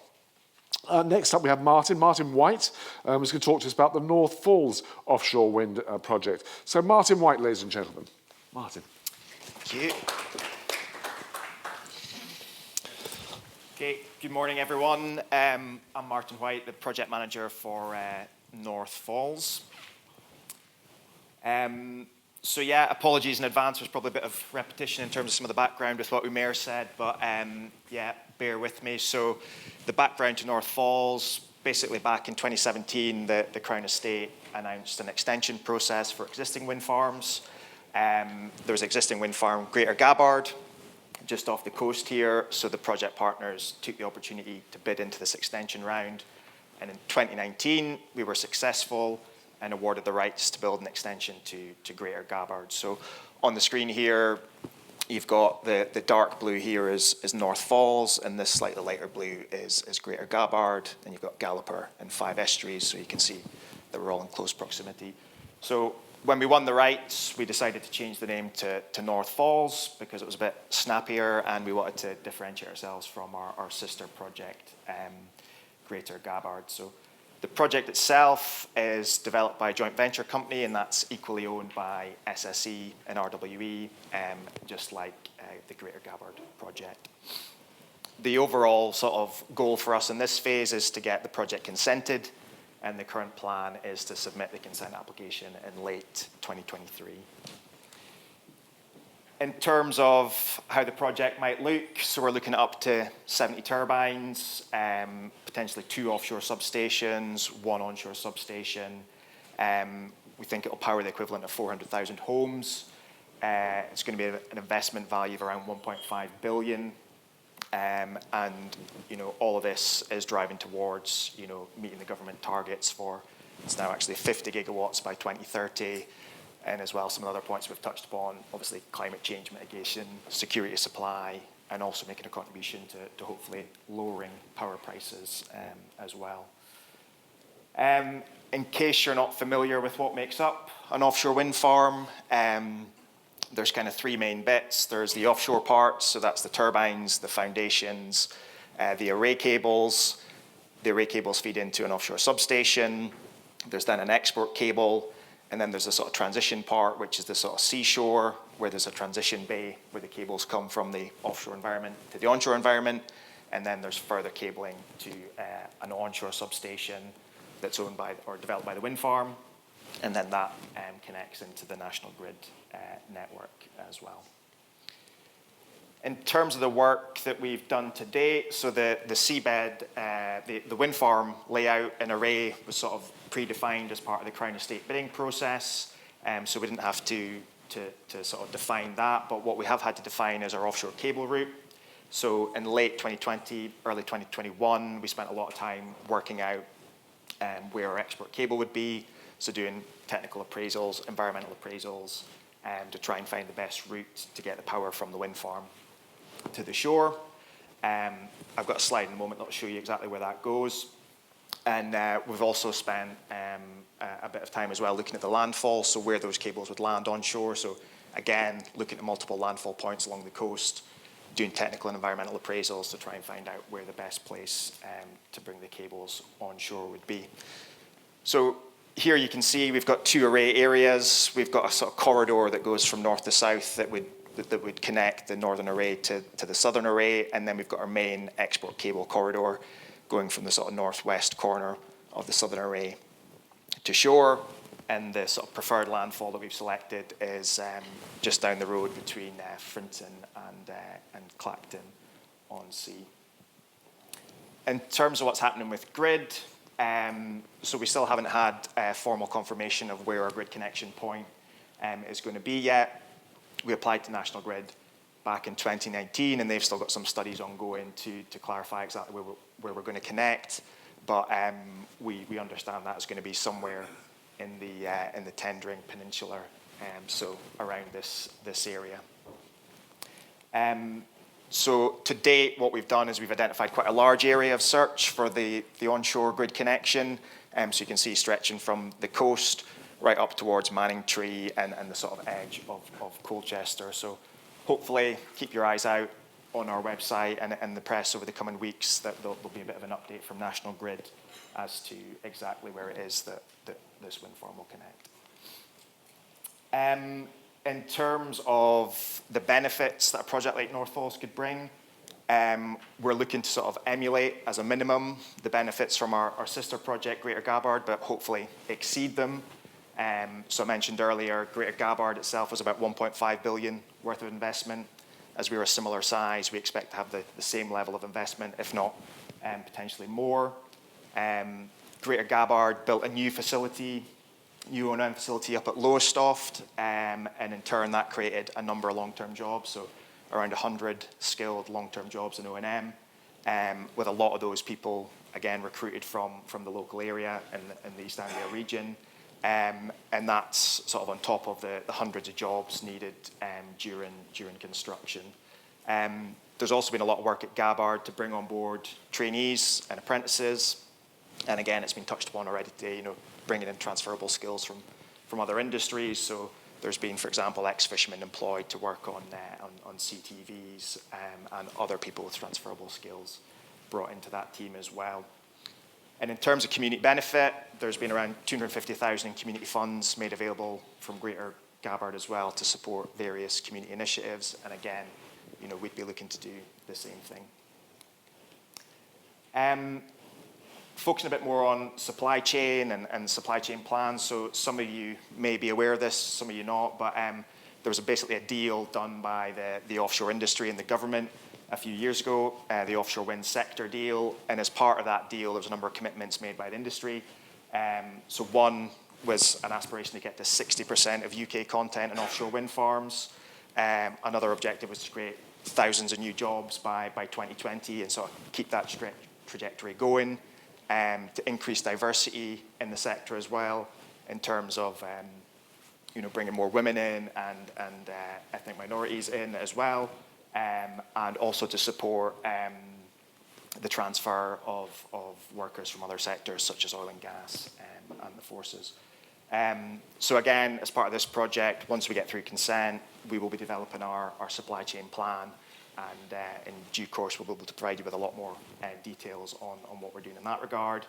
We've started things already, so we're here today talking to you guys as part of Energizing Essex. We've also been working with Essex Green Skills Infrastructure Review and the Sector Development Strategy, and we've also supported some work in the wider East Anglia on gearing up to grow, so working with Norfolk, Suffolk and Essex to look at what the demand might be for SMEs over the period to 2030. In case you don't know too much about supply chain plans, I guess there's really three main pillars to it. So there's the people part and the skills part. So that's about, like I mentioned, bringing people into the industry, upskilling and creating those job opportunities. There's the sort of business or supply chain part. So that's bringing new supply chain entrants into the market, making sure there's a diverse supply chain, good competition, and so on and so forth there. And the other part is innovation. So, we've got a continual pressure to reduce the cost of offshore wind, to build things out quicker, to do maintenance more efficiently. So we're always looking for new innovative ideas that can help us in terms of this goal. So that all sort of forms part of the supply chain plan. In terms of the types of services and goods that we need at the different stages, so we're in development at the moment, so most of the sort of services that we need have been around survey works and consultancy work. So there's a huge amount of environmental survey work that we need to do, so bats, birds, badgers, marine mammals, archaeological surveys, geophysical surveys, all of that. And then to support us with interpreting the data for that, we need EIA consultants, we need planning advisors, we need lawyers, we need engineers, and so on and so forth. As we move beyond consent and construction, there's kind of the big meaty parts of the project, so turbines, foundations, substations, and that's kind of where you might hear the expression tier one. That's really the tier one contracts, the main components. But in addition to that, there's a number of tier two or tier three suppliers that we need to support the construction work. So everything around sort of construction sites. So I think it's been mentioned already, but everything from security, cleaners, temporary power, lighting, all that type of thing, PPE. We need all of those things as well. And then as we move into operations, again, a slightly different set of services that we need, but still a lot around the offshore logistics and supporting the offshore logistics. So shipping support, potentially aviation support, portside support, maintenance services, and again, all the other sort of site-related stuff, PPE, security, cleaning, and so on and so forth. In terms of how it might look for the supply chain for North Falls, so with a particular focus on SMEs, how we kind of see it playing out with our program. As I said, up to sort of 2025, we're still going to be in the consenting phase, so we'll submit the planning application in 2023, and then it'll take around 12 to 18 months to get through that process. So most of the work there around surveys and consultancy work. As we move beyond 2025, we'll be into the more detailed engineering phase, so we'll be looking for a lot of engineering assistance, potentially some architectural type services when we're looking at the onshore infrastructure. And I think we heard earlier how there was work done to blend in substations with landscape and stuff, so we'll need a lot of support in that regard.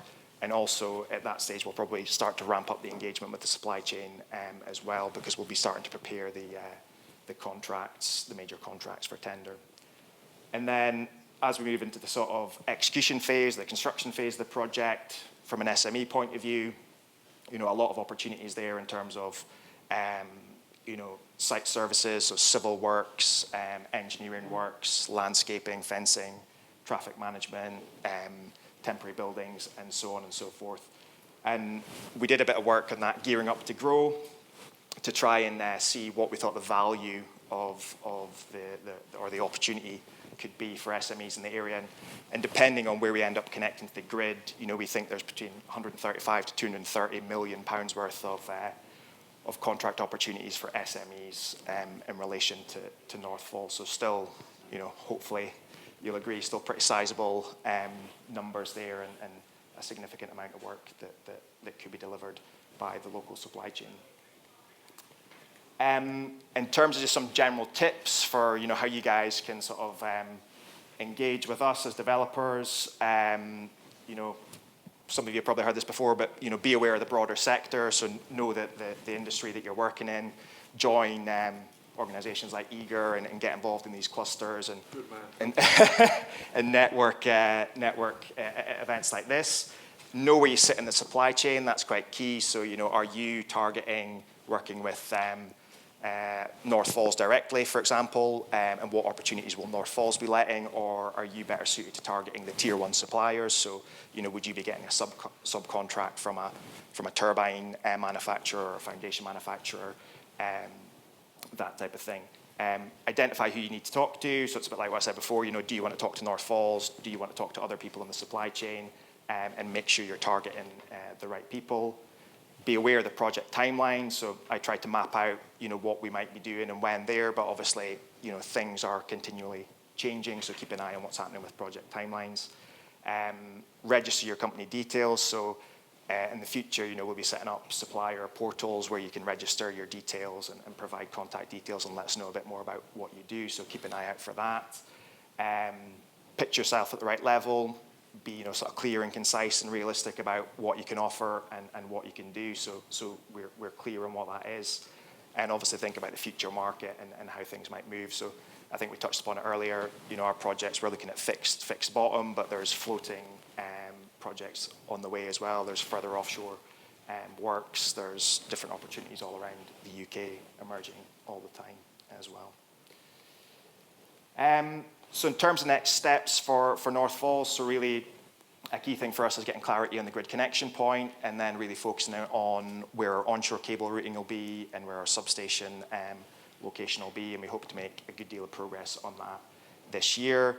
Offshore, we've still got a little bit more survey work to do. So for example, we've got some shipping traffic surveys that we need to do offshore to understand how the shipping industry uses the area of the seabed around the project, and possibly some other ecological surveys offshore as well. We're also really going to start our consultation works in earnest this year. So throughout this year, and I'll show you in a moment, you'll see we'll have a number of sort of events relating to consultation. And as we get towards the end of the consenting process and sort of post-consent application submission, then we'll start to ramp up our work on supply chain planning and engagement with the supply chain. In terms of the consultation point that I mentioned, just so you're aware, because you might want to keep an eye on it, because we'll start to release some more details on the project. We had an initial consultation in the autumn of last year. That was kind of an online consultation where we sought some feedback on how people in the local area used some of the areas we would be interested in particular around the landfall. We've just published a note a few weeks ago about how we're going to engage with the local community moving forward. That's called the Statement of Community Consultation. And then towards the autumn of this year, we'll have a major consultation event with the community where we'll provide more details on our plans for the project and how that might interact with the local community, and we'll get people's feedback and their thoughts on our proposals and use that to shape the project. And then into 2023, we'll have another couple of consultation events, again, to get more feedback on the project from the local community, and again, use that to shape how we're going to take the project forward. So yeah, that's pretty much it for me. So there's some contact details here. We've got a contact number, we've got an email address, we've got a website as well. I encourage you to visit the website for some more information on the project. You can download some of our newsletters, and reports from there, like our scoping report has a bit more details on the project as well. So yeah, have a look at that. And yeah, that's me. So Martin, if you could stay there.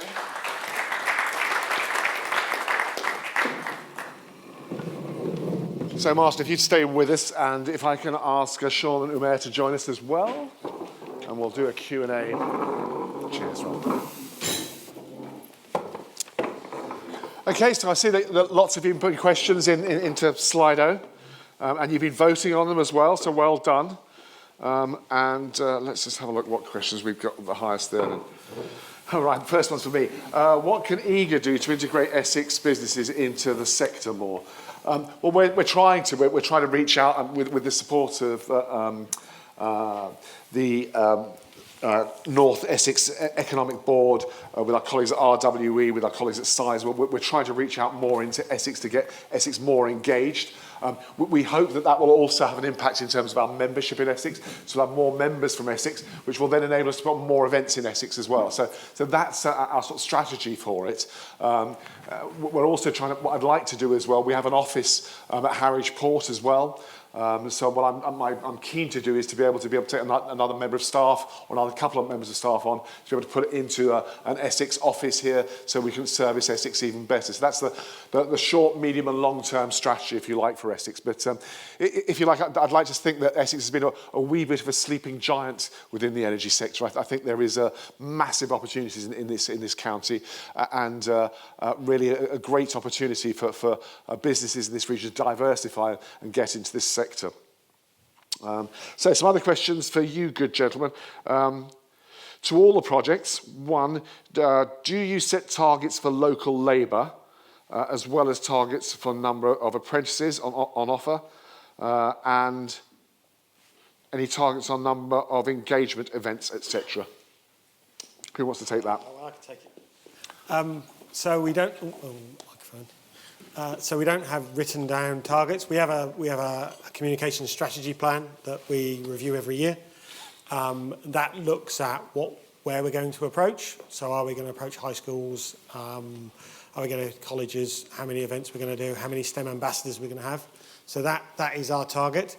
With regards to recruitment, we go out to the open market. So we will advertise on LinkedIn, we'll advertise on Indeed, all the standard groups. We've got our own Instagram page, so all the adverts that we put out, we promote on our Instagram page. We've all got LinkedIn profiles, so we try and do as much as we can I live in Manningtree, so I put it on Manningtree straight away. So where we have local groups, we put it on those local groups.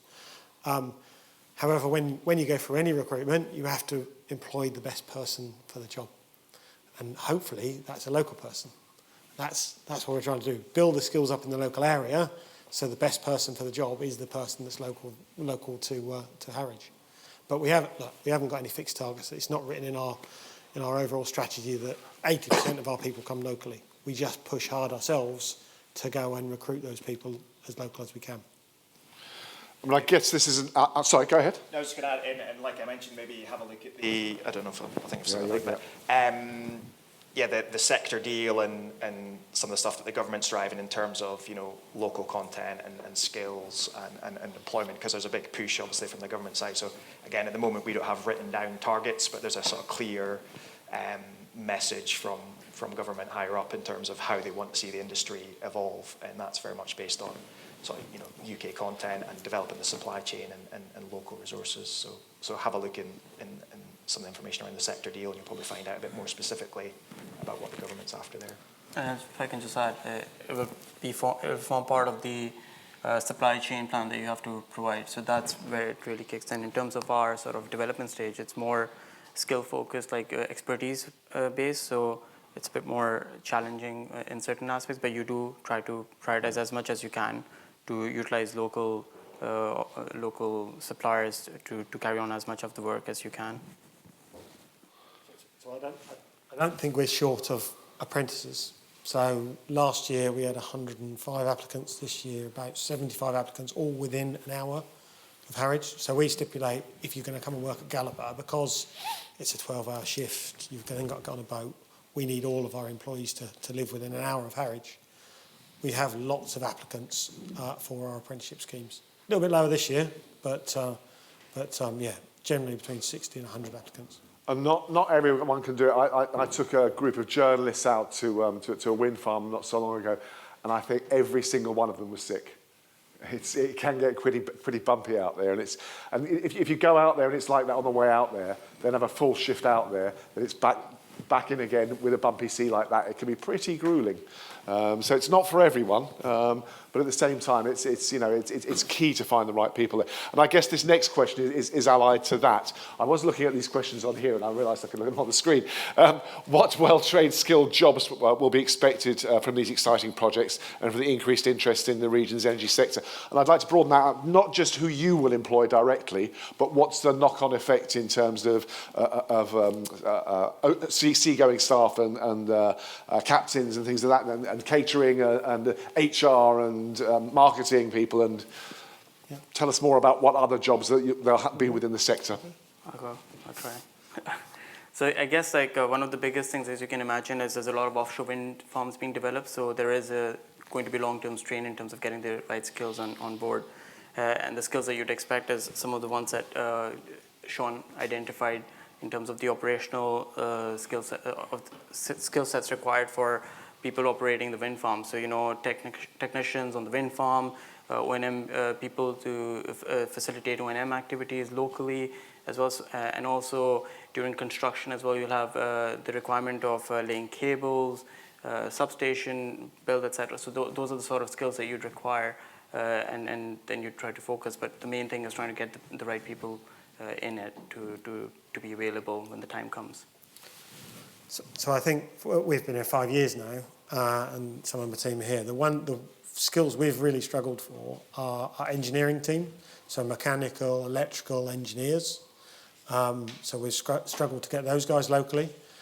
We've struggled with high voltage, so SAPs, we call them, senior authorised persons able to isolate our HV network. They are really difficult to get hold of, and we've had to recruit those from out of the area. Technicians are quite transferable, and we haven't had a huge issue. We were quite lucky. Siemens Gamesa were on a decline at the time that we set up, and we stole our load. But generally, we've been able to transfer people out of the military and those type of things into the technician roles. But we've got other roles: procurement managers, finance managers, business and stakeholder guys and girls in the business. We've got all of those type of roles. We've got a marine and logistics manager. We've got storemen.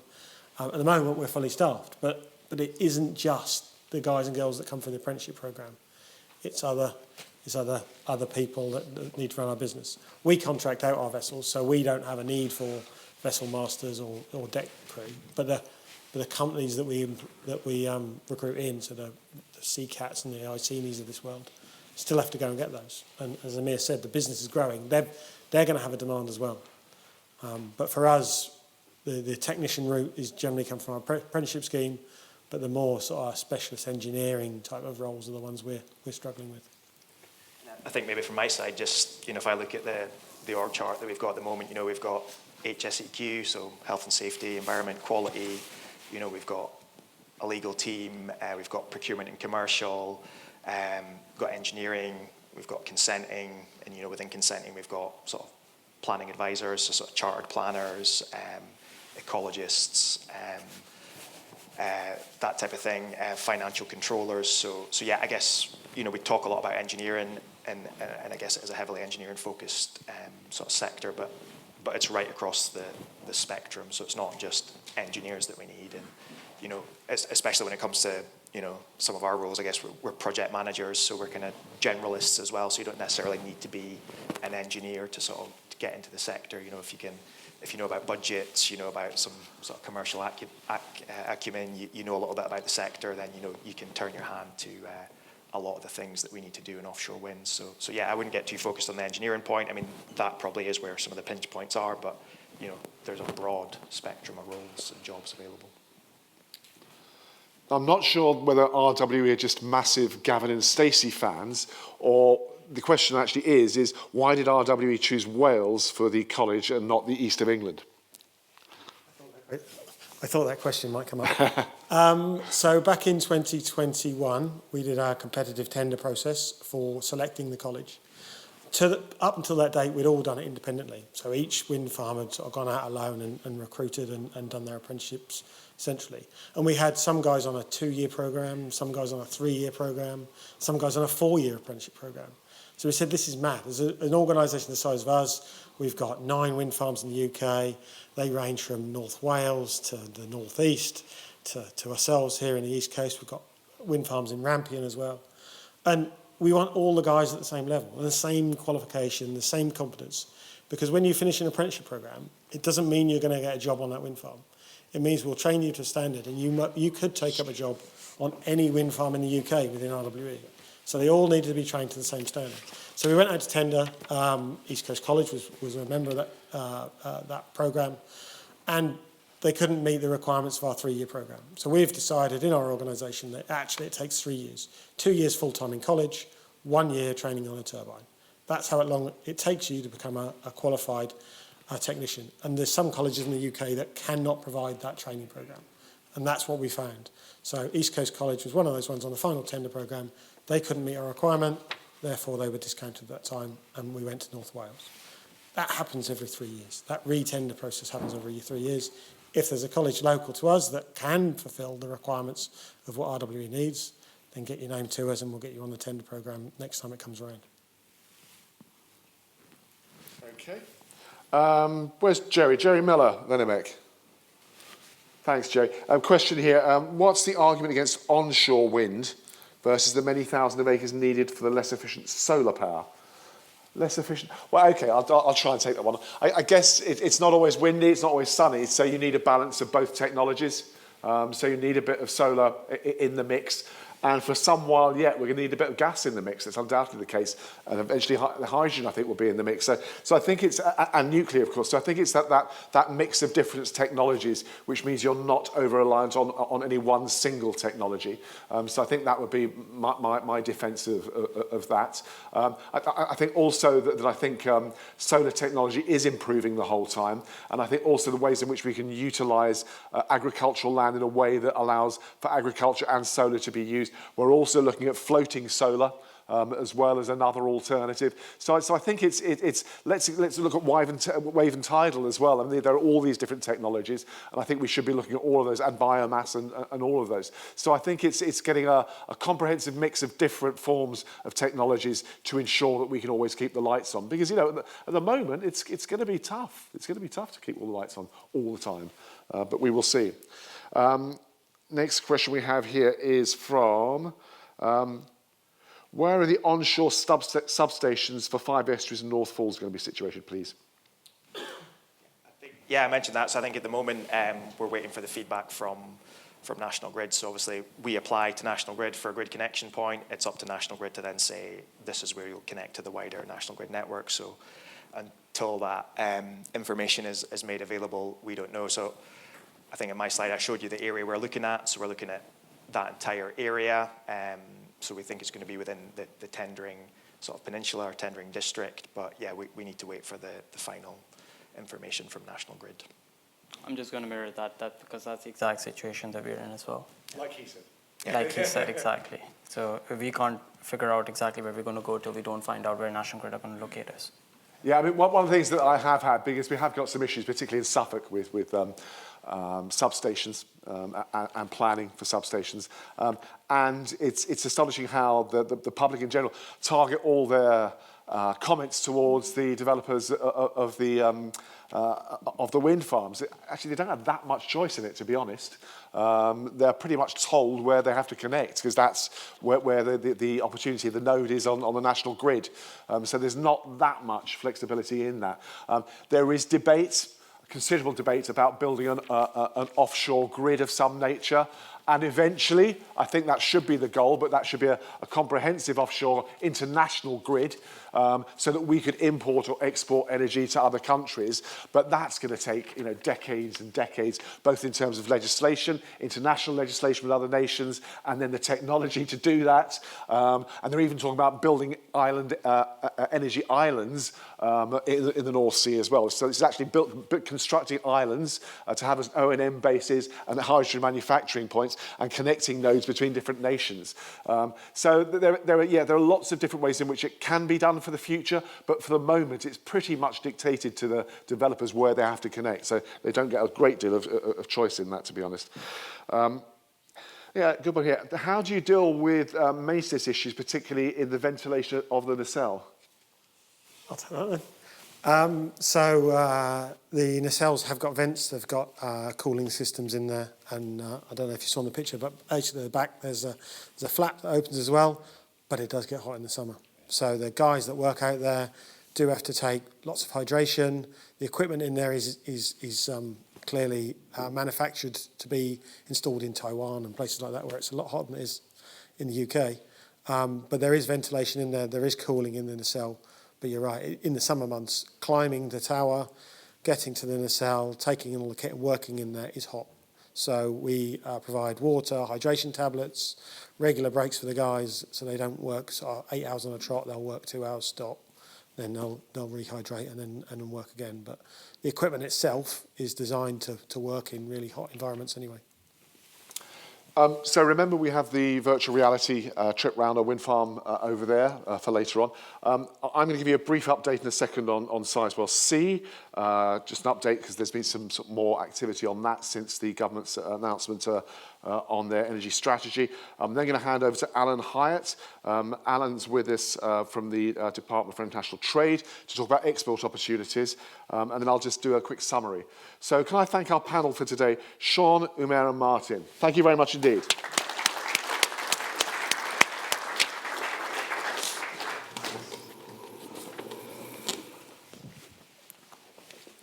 If I could have the pointer, please. Thank you. Thanks very much indeed.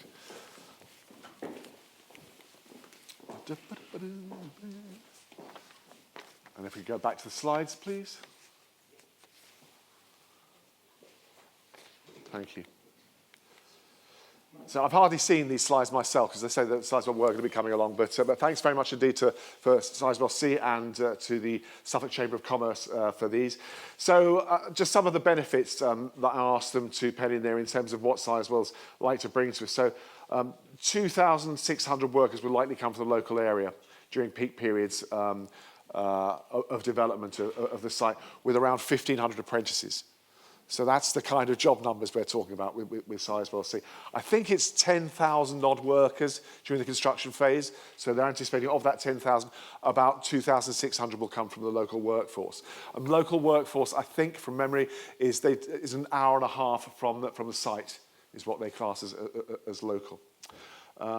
Likely to project 60,000 people during the construction. Well, there we are, 60,000 during construction across a range of sectors. And I was amazed that one of the key areas they have a shortages are things like cabinet makers and carpenters, which you don't think about within the nuclear energy sector. But they have to make so many forms for the concrete pour that they need really talented people on those sort of side of things.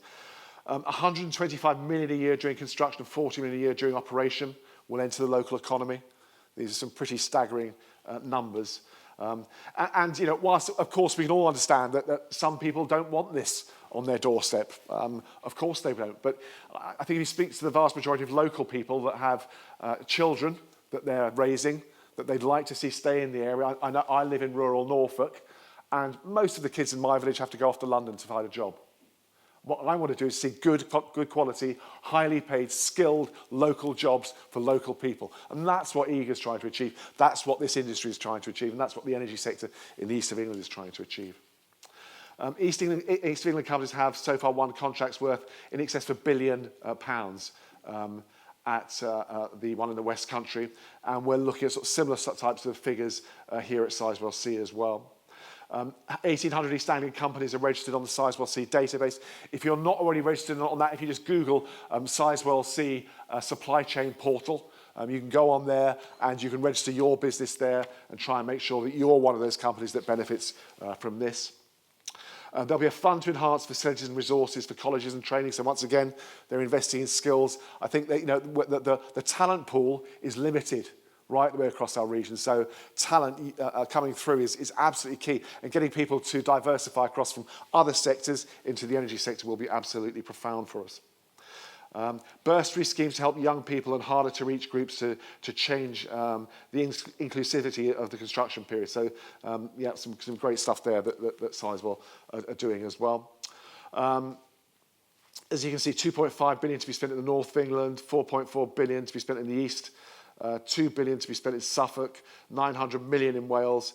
So some sizable chunks of investment in our region and elsewhere in the UK. Here we have a plan that just shows the approval process. Again, these slides will be made available to you, so you'll be able to go online afterwards, pull down this slide pack, and you've got all that information there for you. So basically saying, get ready for the scale of this opportunity. It looks increasingly likely that this project is going to happen. And if it does, stay active, be ready, and start now is the message from Sizewell C. And there's the registration for the supply chain portal, sizewellcsupplychain.co.uk. And obviously, talk to ourselves at EEEGR, talk to our colleagues at the Suffolk Chamber of Commerce, all of whom can help you with inquiries in relation to Sizewell. So that's my quick update on Sizewell. I'd now like to hand over to Alan Hyatt. Alan's an old friend of EEEGR's, tries to help businesses in the east of England to export their goods and services right the way around the globe. Ladies and gentlemen, Alan Hyatt.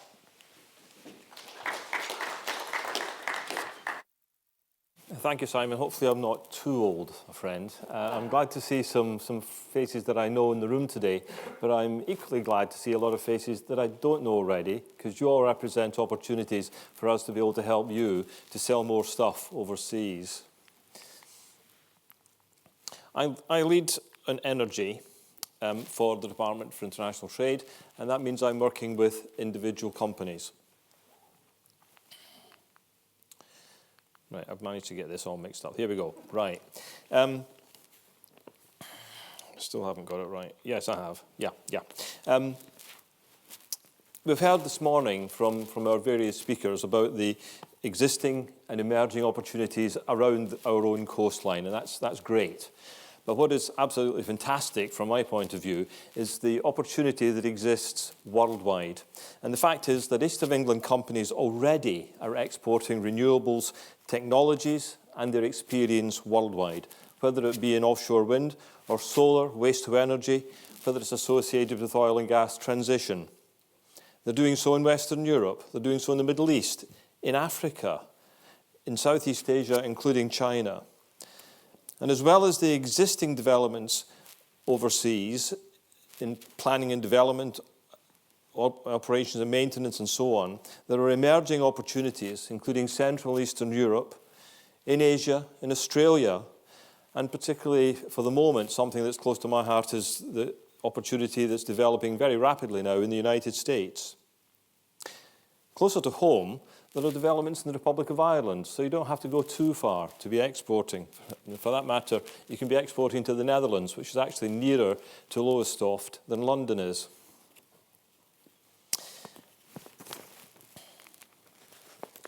So, who are we and what do we do at the Department for International Trade? We're commercial people who are working with individual companies, and that's what I do as soon as I get to my notes.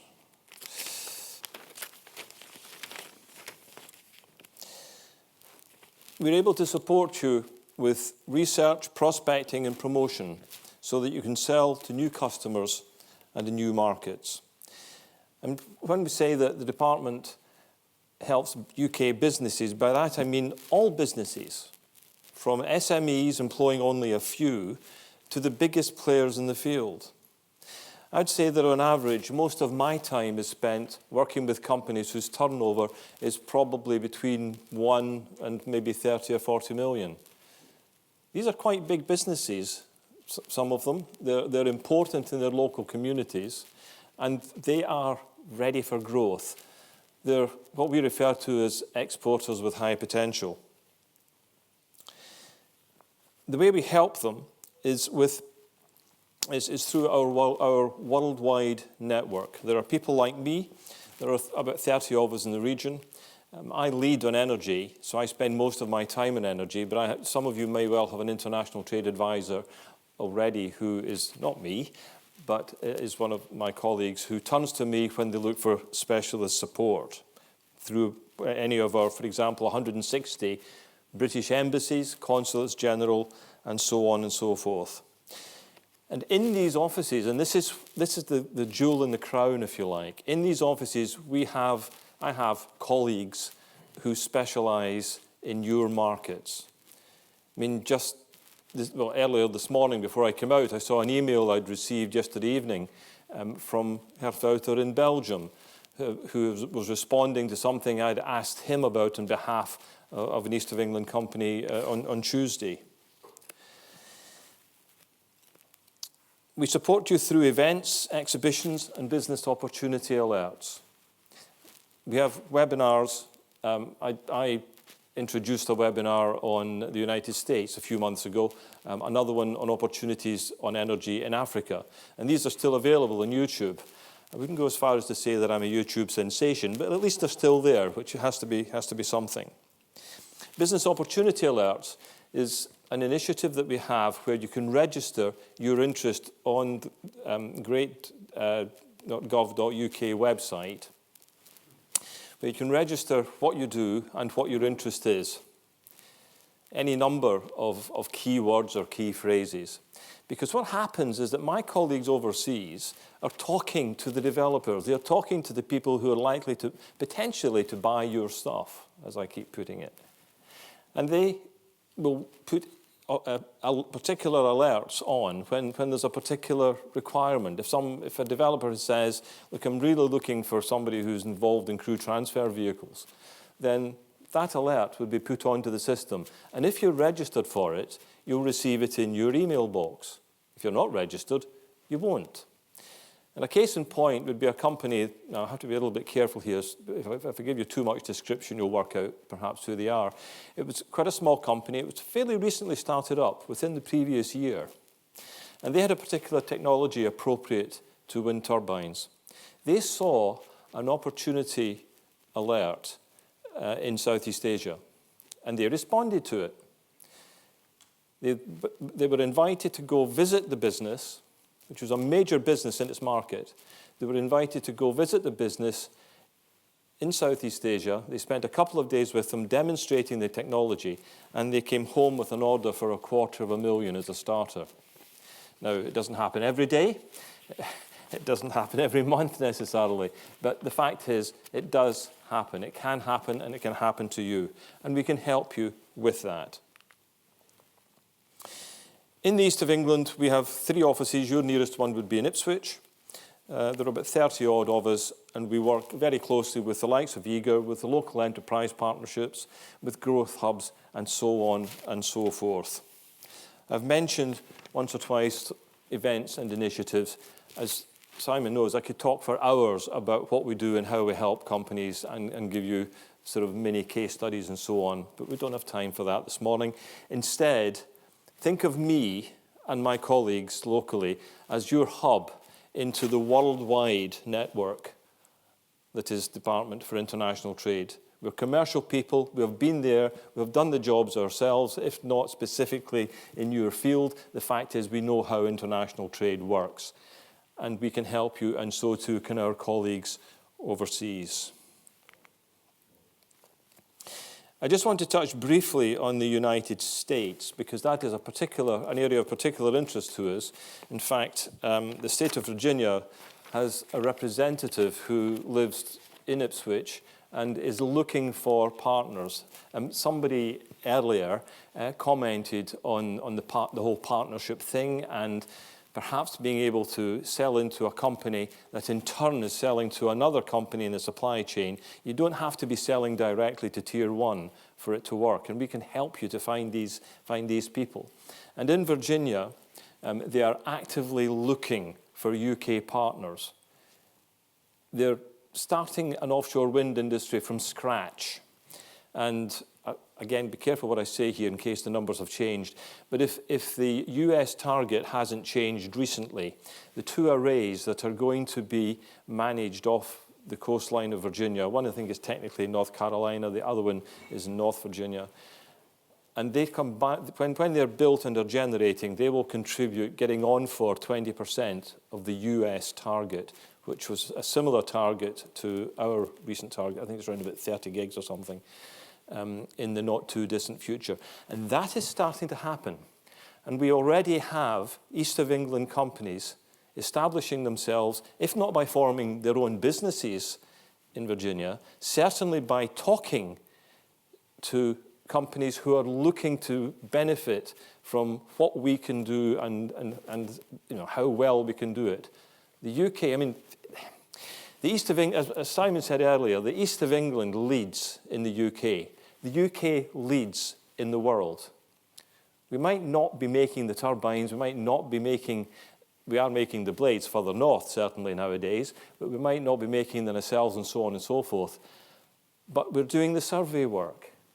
We're doing the environmental audits. We're doing the installation. We're doing the operations and maintenance. And that is respected in those international markets, and particularly, I would say, in the state of Virginia, for them to have someone based in the UK to find partners. And other examples, just to conclude,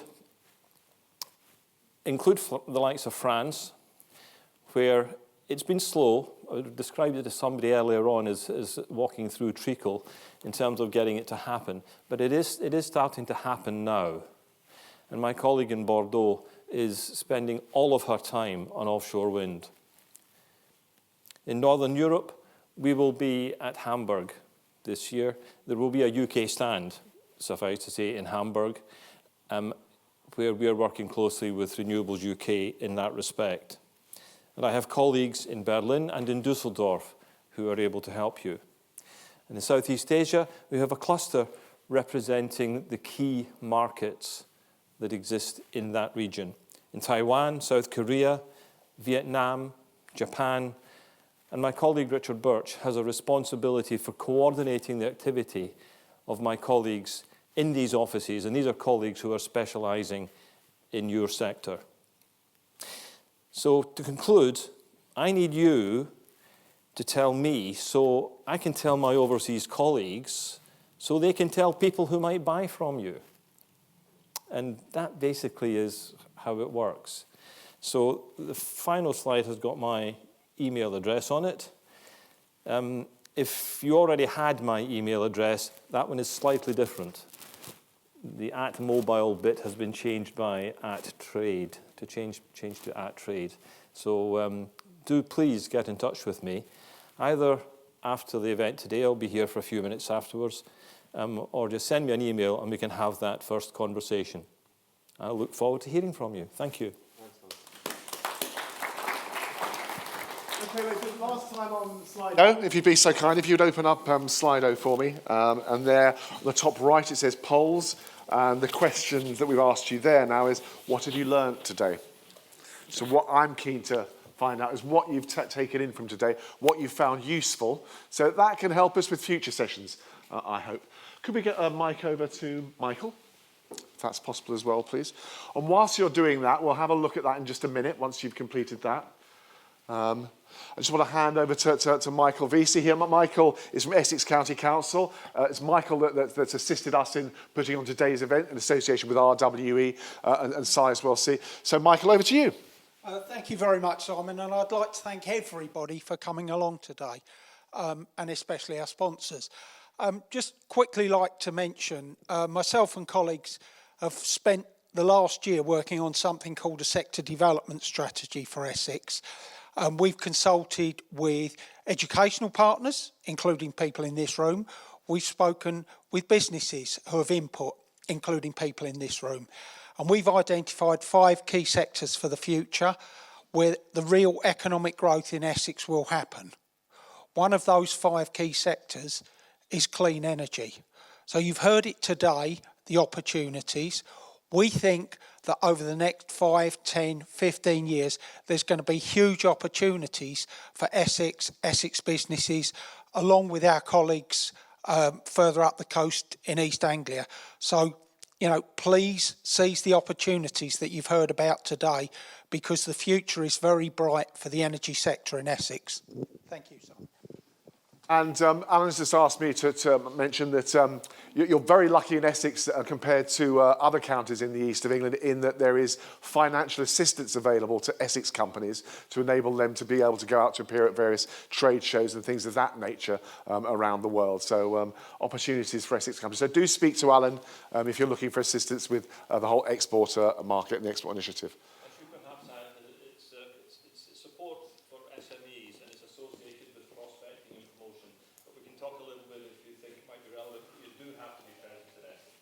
So can we go back to the word cloud? So let's have a look. Future offshore projects and DIT, good. Offshore wind opportunities. Should I join EEGR? Thank you. Where can we grow as a business? Scale, skills, opportunities, wind, shortage, focus on SME, apprenticeships, the amount of opportunities, yep. Backgrounds and histories of the projects. There are opportunities, local jobs, opportunities again. Offshore projects and DIT. Background and history of projects. EEGR do good bacon. Thank you for that. Ladies and gentlemen, I hope you got something from today. It's been lovely having been back in a room with a group of people once again. For the last 2 years, I've been doing this online. So it's really nice to get back in a room and shake hands with you and have a chat with you. And I'll be around for a while afterwards, as with my colleagues around here. And hello, does someone want to ask a question back there? And RWE will be here as well. North Falls Gallup will be here. So do, if you want to hang around and network and talk to any of my colleagues that are here this morning, we'd be only too happy to try and answer your questions if we may. But I thank you all very much indeed for coming along this morning. It's been great to see you. And thank you. Have a lovely morning rest of your day. And I hope you have a very productive afternoon. Thank you again for your time. Cheers.